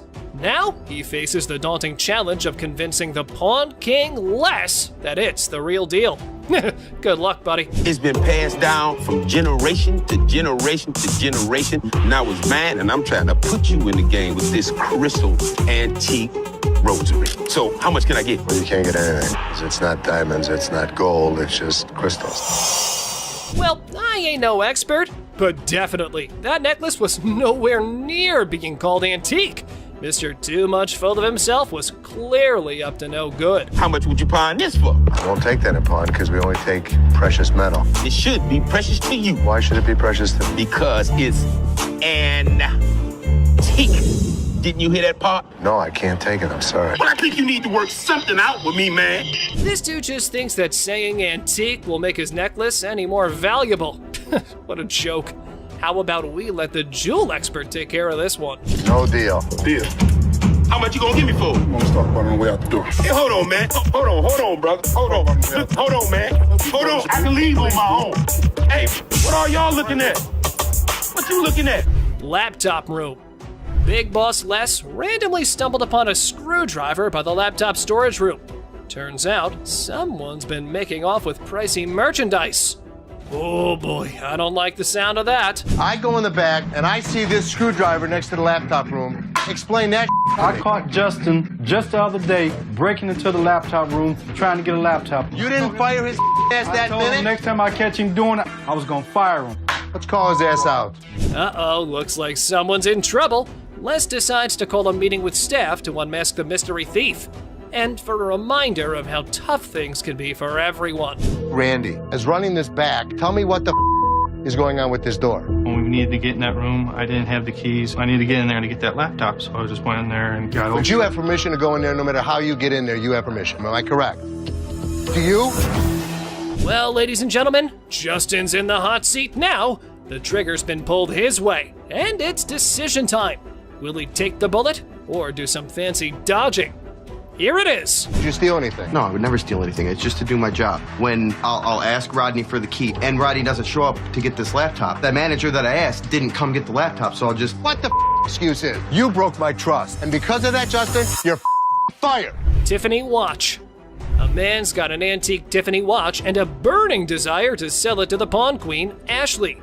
But hold on to your goats. There's a twist coming. I've already done a little bit of research on this thing. This watch is 160 years old plus, at least. And you've had offers of $3,200 and you want more. I do. It's gorgeous. There's old mine-cut diamonds on this. This could be worth thousands of dollars. I need my dad's help. Our jewelry-selling farmer decides to bring a goat as his lucky charm while dealing with the boss lady. But the real question remains, is the Tiffany watch the real deal? This watch could be worth a fortune. Does it say Tiffany in it? Nowhere inside. That's the problem. So, a couple things. Why would Tiffany not want to buy it? They don't actually do that at Tiffany's in New York, so they won't authenticate it. They don't authenticate items that aren't genuine, sir. Like this cheap knockoff. You better go put that back in your pocket. And get going now. The movement in the watch is not Tiffany. Tiffany did make their own movements. Another thing that makes us believe that it's not Tiffany is the way the diamonds are set. 160 years ago? Tiffany would have normally set them better, More professionally. even back then. I can pop it back on. It's no big deal. It should pop on pretty easy. No cables. Here. No, we can't go for that one. PS3. This dude looks like a goon from GTA. He came to the pawn shop to reclaim his PS3. I know, folks. The description of the man makes the whole scene more interesting. I'm just trying to get my I got a brand new PlayStation 3 up in this bitch. You know what it is. Let me just get my in line like everybody else. I'm just saying, I've been standing. Stop yelling. What the are you yelling I'm just about? saying, I want you to be able to hear me through this window. That's kind even. Give your slip, get your item, and get out, bro. But wait, there is a twist we all been waiting for from our protagonist. This ain't mine. This the wrong one right here. This is, I don't know who it is. It ain't mine. Got me check this. Look. Mine's brand new out the box. What is this? Yours. The minute he brought it in, we bagged it and labeled it. Oh man, why do they always have to threaten the old man when things can be sorted through negotiation? But anyway, here's the inevitable. Hey, get your hands up off me, big fella. Straight the up, boy. Get your hands off of me right now. I swear to God, if y'all don't give me my PlayStation, I'll call 30 goons up here right now. Call him. I'll call 30, 40 goons up here right now. Call him. Meet my lawyer. A woman storms into the pawn shop, swearing their diamond earring and turning her ear green. And guess who's with her? A lawyer, no less. I look at his earring that he says is turning his ear green, and it's a fake diamond with a fake metal. This is not the correct earring for the receipt. I got my lawyer with me. This was wrong. Oh dear, Miss Drama, it's not that simple.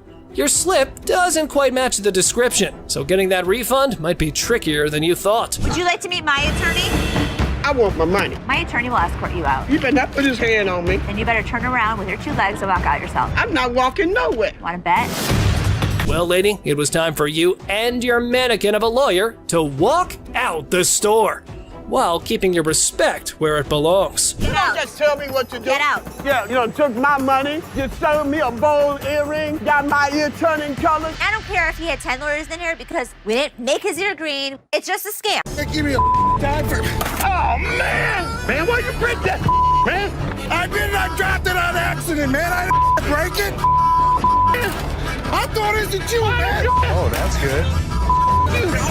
Now you shouldn't have that. Where's Nikki? The lady has arrived at the pawn shop saying one of the workers valued her earrings, and now she's just demanding the estimated price. What a mind wreck, I gotta say. Who'd you talk to? Nicole? Over the phone. Yes, But ma'am. we don't see them over the phone. She is lying. Can I see your merchandise while I'm at work and while you're sitting in your living room? You need to come in, you need to evaluate your earrings, we need to test them. Where Nikki at? Nikki. Nicole. Ashley, ever the detective, was in suspicion mode, attempting to dissect the situation.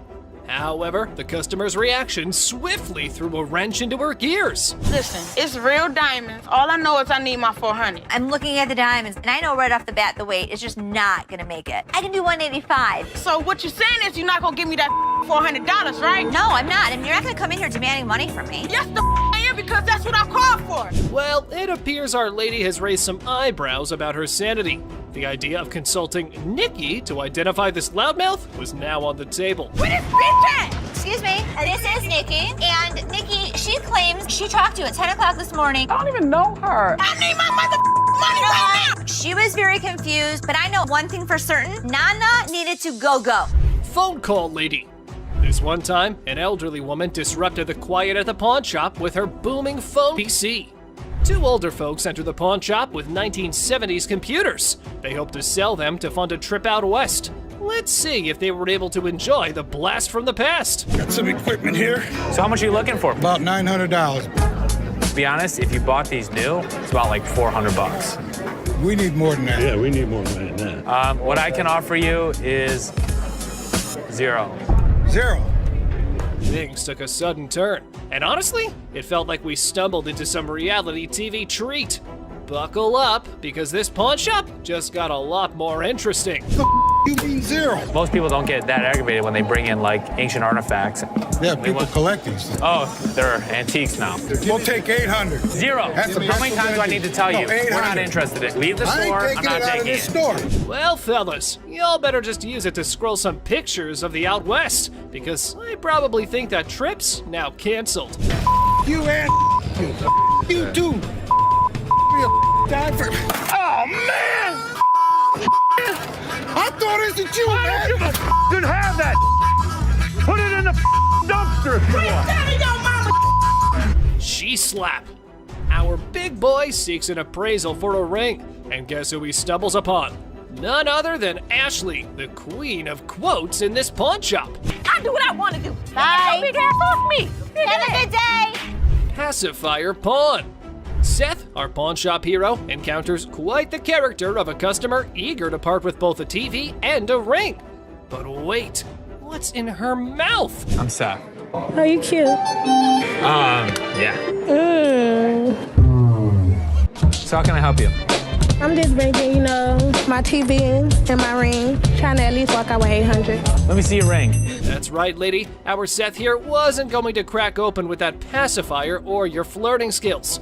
How about we cut to the chase and look at the valuables? Her ring was pretty nice. It has diamonds. It's 10 karat gold. Her TV was relatively nice. You still answer my question. I said what you wanted. I know, I said I'm good. So, you need a loan or you want to sell it? Loan. Loan? About $300. You want to taste my ring? No. Or lick it? What did she just say? Well, even if the sun rises from the west, I ain't putting that in my mouth. How about we look for someone who might? Would you suck on that pacifier for $20? You can lick it. I know you want to. Yeah, you. Ready?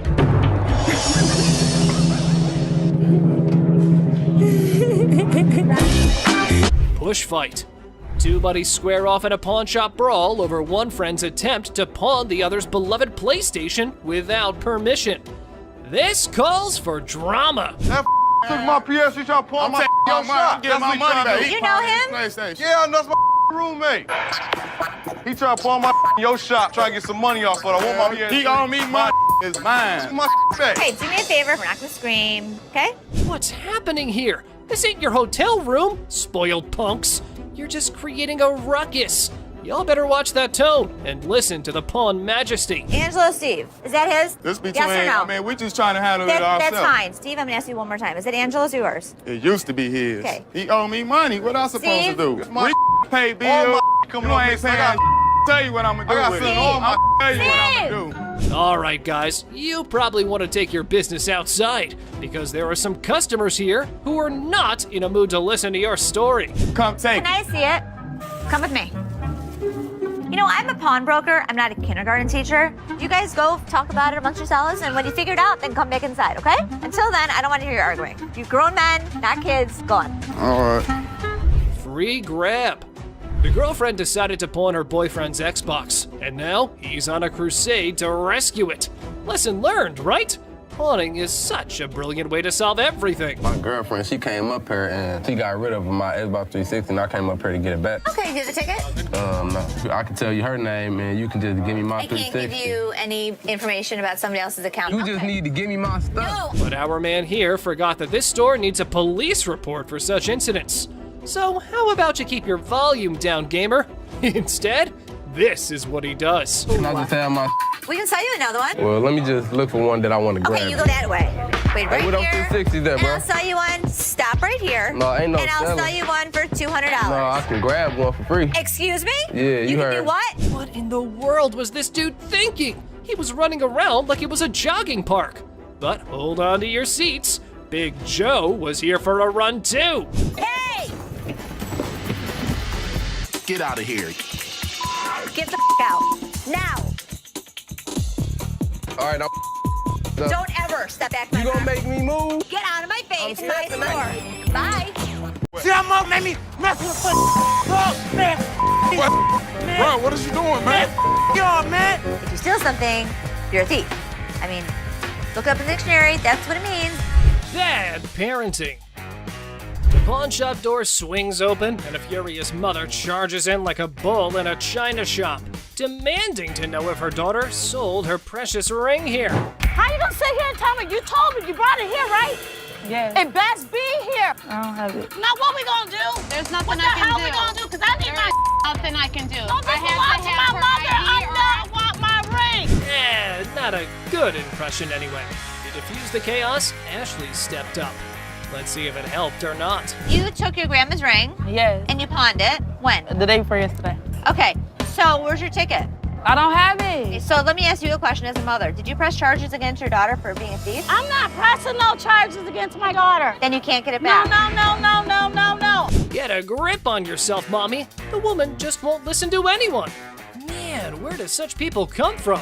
No wonder her daughter's acting the way she is. I came in here to try to resolve the situation. But yeah, you want to figure it out. No. Hey, get off him. You better figure out some way to get your mom's ring back. Watch when I get your ass home. Now see, now you got labeled as a thief. Coin thief. Ooh, there's a new player in the game. This fella's got a quarter that supposedly belonged to JFK when he got the axe. And guess who he's trying to sell it to? Les, of all people. This should be interesting. Need a second person to touch it, man. You see this, man? Who was the first? JFK, man. JFK. Hell yeah, I'm trying to get 30,000 for it, man. Really? Our friend here needs to know that he's trying to close a deal with the boss. Yup, the big cheese himself. You know what that means? He better have some answers ready. I don't think this guy even knows who the president is today. What year did they put Lincoln on the quarter? 67. Who's on a penny? Bill Clinton, whatever his damn name is. Well, he means you'll have to take your business elsewhere if you want to avoid glitter and dancing. But anyway, this punk got mad, and here's what happened next. Want to go out for the pass? Please. Man, Follow him out. much, man. Man. Oh, you forgot to ask you. See how Mo made me mess with the oh, man. What? Bro, what is you doing, man? Yo, man. Pink coat. The woman swaggers into the pawn shop, yelling that the pink coat is hers. Guess who she encounters for the argument? That's right, it's Les. Well, number one, it's a brown fur coat that you have. No, that's pink. On her pawn ticket, it says brown fur coat. Pink is not brown. Unless you're colorblind, it ain't your coat. The reason she gave was everybody in the hood knew that every pink belonged to her. What, woman, are you nuts? What we know here is only what's on the ticket, ma'am. Can I get my coat? Now get my coat. Right there. Give me my security! Security in this mother. Get your ass out of my store. I need my coat. Oh no, she's done it now. What could happen to her after upsetting the big dog? Let's find out. It's gonna be a wild ride. There you go. Holy mackerel. No, Coming down, y'all got my up in there. Bring me the... I'm from pink. I'm a pink bitch. Pink bitch. Everybody. Odd package. What would you do if a man strolls into your shop with a massive bag? Obviously, you can't wait to find out what's in there. This is what this sneaky guy did. Man, this is my bag. Okay. What's in it? Tell me what that means, because maybe I don't understand what you're talking about. Looks like the man had a top secret mission with this bag. He didn't let anyone unzip it. In my opinion, he's a freak. See for yourself how the whole scenario went down. You can't bring in a big bag into a business and not expect to have it searched. Oh my God. My man, oh my God. What the hell? Wow, that was unexpected. I can't believe what just happened. I might need a moment to process this. It's not something any of us were prepared for. So I'm just gonna let things lie. If I see anything on the news, I'll report that he was here. I saw that. For all I know, there's a half-naked man in a gold G-string running around the streets of Detroit. Holy Pregnancy deal. A pregnant mom walks into a pawn shop, excited to purchase a wooden horse for her unborn baby. I was just here last week, and I seen this horse that y'all had, and I really want it. I didn't have the money last week. For sure. You saw it? Where is it? It's right over here. Sure. When are you due? Well, I'm due next month. Oh, it's your first? Yes, it is. Oh, but the down part was that she has no money. How unfortunate, considering her husband left her. Hearing her story, Ashley gets all empathetic and decides to give away the object to the yet-to-be-born baby mama. This is what she has to say. Let me tell you what I can do for you. You give me 5, and then my gift to you is the remaining 15. That'll be great. That'll be really great. Okay. It means so much to me. Well, everything went well for the lady, and even Ashley was proud of herself for doing a good deed. Until this happened. Help you and the baby. What the? Hello? Excuse me. Excuse me. Wedding ring crook. Looks like someone's sleeping on the couch tonight. This wife found a pawn slip for her wedding ring in her husband's wallet. Time to hit up the pawn shop and get it back. So your husband stole your wedding ring? Yes, he took it because we're having financial problems. I get why he did it. I just want to pay for it and get my ring back. Did you make a police report?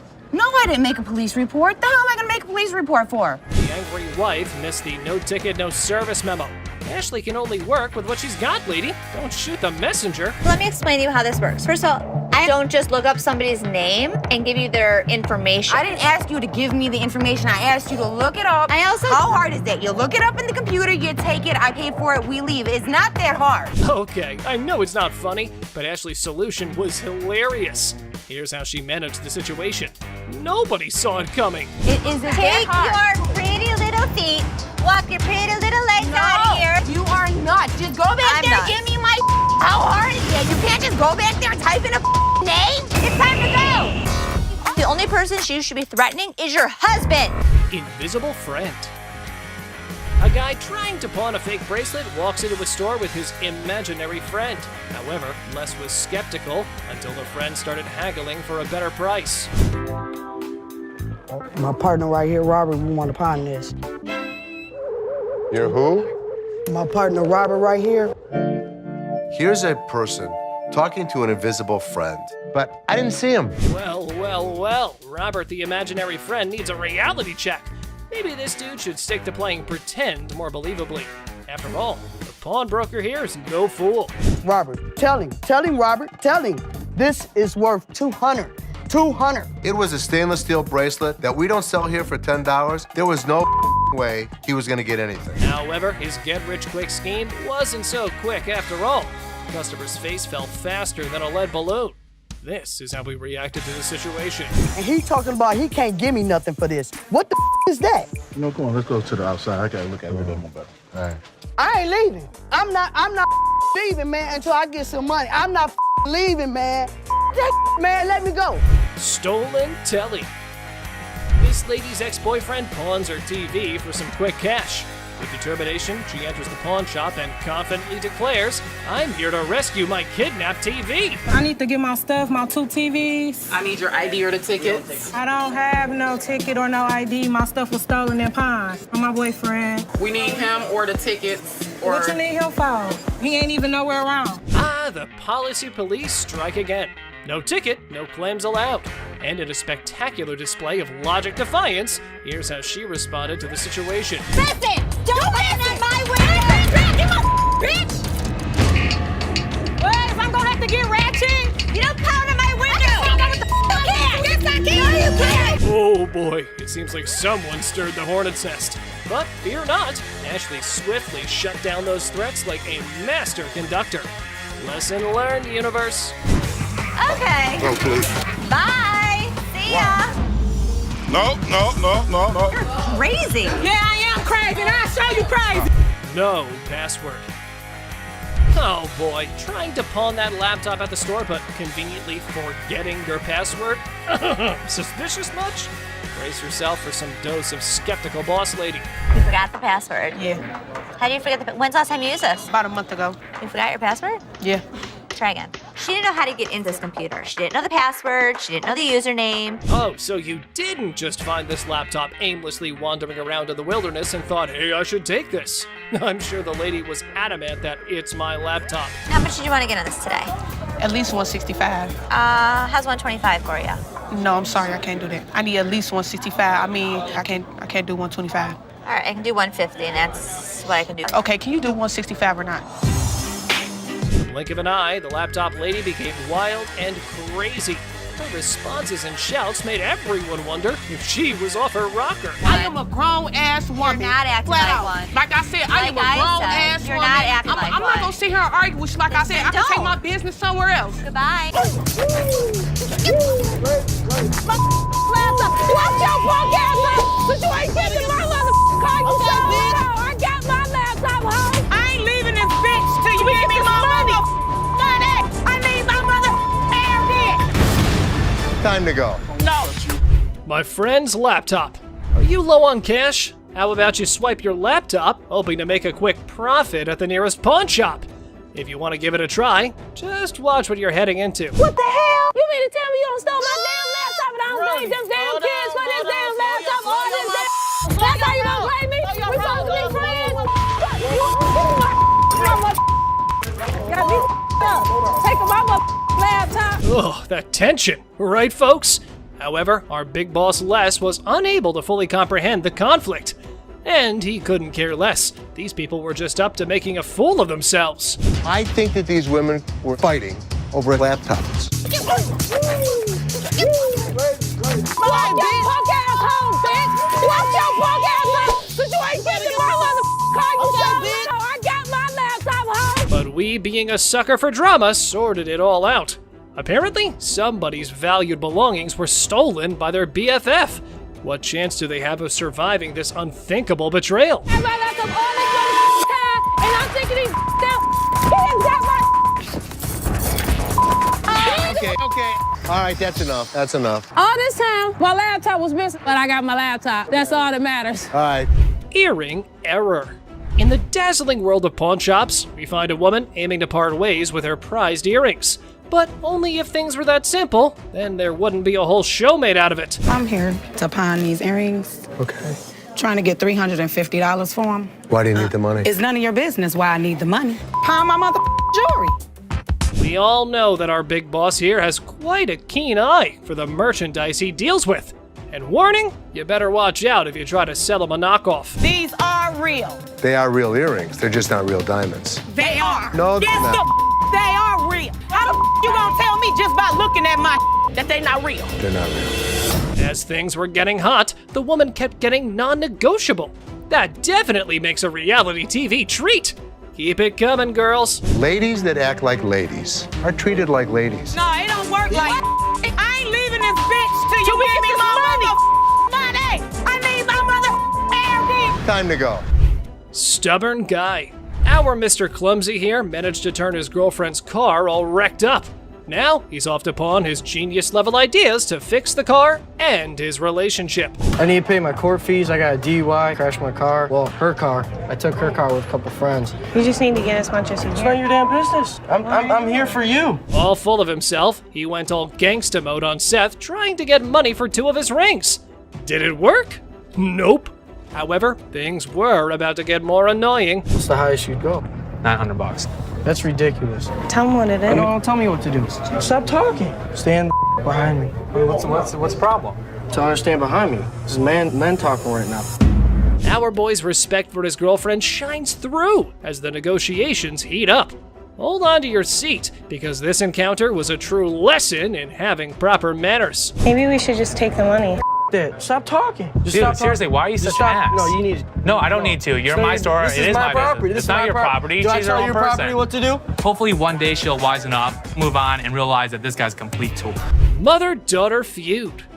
Well, ladies and gentlemen, hold on to your liquor bottles for a heartwarming episode of Mother-Daughter Treasure Hunters. They had gathered some priceless junk to fund their world tour. So what you got? I got some really expensive stuff. Show me. Some old liquor bottles. Some old albums. Stamp book. Didn't you think he worth something? No. You got a whole lot of nothing going on over there. But wait, Les examines their items and deadpans. Sorry, ladies, it's all junk, no worth. The things took a swift left from there, guys. Told you it wasn't worth nothing. You need to watch your trap because this worth everything to me. It don't matter. They don't want it. This is not junk, okay? So don't you comment on I told you. So you better not don't. to come here. You better don't go wasted there. gas. You better don't. You better don't. It's like watching a comedy where emotions run high over little treasures. They both argue fiercely about sentimental items. Talk about teaching your kids some manners. I will kick your ass. I'm your mama. You better dump. How the heck you better dump? No, you get the off my.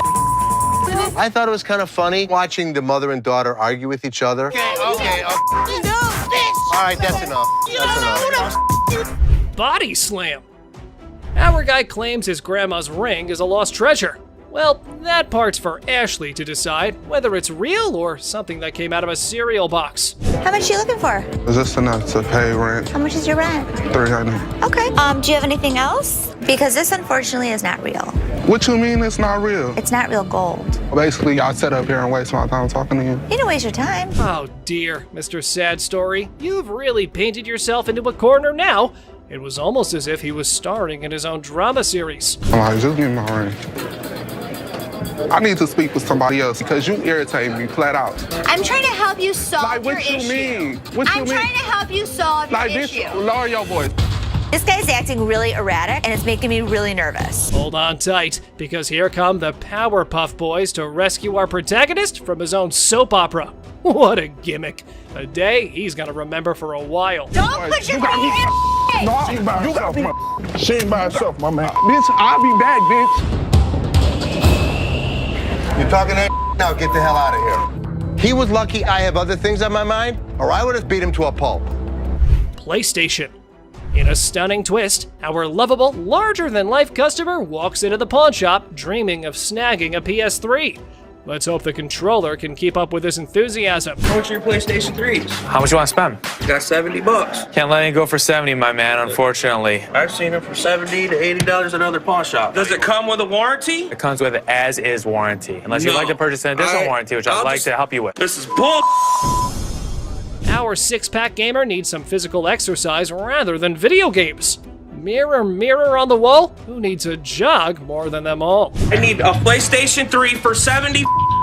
I sell them for $100. That is ridiculous. All I got is 70. I want somebody else to talk to around here. Well, there's only gonna be one other person you're about to talk to, and if you keep your voice raised like that, we'll be more than happy to speak with you. And here's where you might consider scheduling that eye wash. Oh boy, up next could rival a comedy sketch, complete with unexpected twists and turns. Get out of here. Time to take a ride, big boy. Big boy. Ride, big boy. Push me. Here we go, big boy. Here we go. Have a good day. What's all that about? What you want to do? I come down this level, beat your ass down here. What? Think you all that, bitch? Do it right. Ashley fires. So, guess what? There was a worker at the pawn shop who some folks thought might be stealing stuff. Ashley got wind of it and had a little investigation on her hands. You said you wanted to know if Tressa asked me to put anything else on the internet? Yeah? Well, she did. She did? Another watch. Are you kidding? Nope. I'll take care of it. Don't even put it on the internet. Okay. I have to check with Brian first to see if Tressa got permission to pull the watch from the display case. Right when Ashley was busy being a detective, the sneaky thief decided to drop in. What wonderful timing! Well, since you're here, time to do some explanation. I didn't ask him to put it online yet. I didn't ask him. So he wouldn't just offer it? Right. You said to come to one of you guys. Well, before I would have bought it, I would have came to you But guys. you already asked him to put it on the internet. No, I said, was it a possibility? I pulled it out. Okay, you went around the bush and kind of asked him. No, I'm still not 100% sure if I wanted to buy it. Alrighty then, you're going home because you were not hired to make CEO-level decisions. But wait, there has to be more about this situation. You're fired. Fine, that's fine. I said I wasn't even sure if I was going to. It's fine. I literally told everyone that you weren't as big of a bitch. I was wrong. Excuse me? Get the out of here. Get out of here. Let's fight. Another aspiring pawn shop star enters the scene, ready to sell his treasure. Grab your popcorn, folks. This show's just getting started. Yeah, man, I'm trying to see how much I can get for this. I'm trying to get at least 100 for it. $100? Yeah. I won't even be able to sell it for near that. So how much can you give me, man? $20? $20? The hell you mean? I'm more or less helping you than anything. Man, I'm gonna need more than $20 for this, man. Of course. They're giving you exactly what it's worth, aren't they? So just take the money and run. But anyway, here is how our man decides to handle the situation. I need my money. I understand. I'm gonna need at least $100 for this. You paid $200 for that, I overheard? Yeah, I mean, Really, you paid $200. I'll sell you like 4 of them. Why would I want to buy? I'm trying to get money for it. I've been waiting in this line for an hour. I need more than $20. Why is there more staff out here? Well, folks, things took a nosedive when our beloved Les decided to make an appearance. It was like wrestling mania at the pawn shop. Damn! What the you gonna do, old man? Who the you calling him? Really, mother? I got this. More than $20. Get out. Time to go. You, I've been waiting for an hour. Really? Me? You. Yes.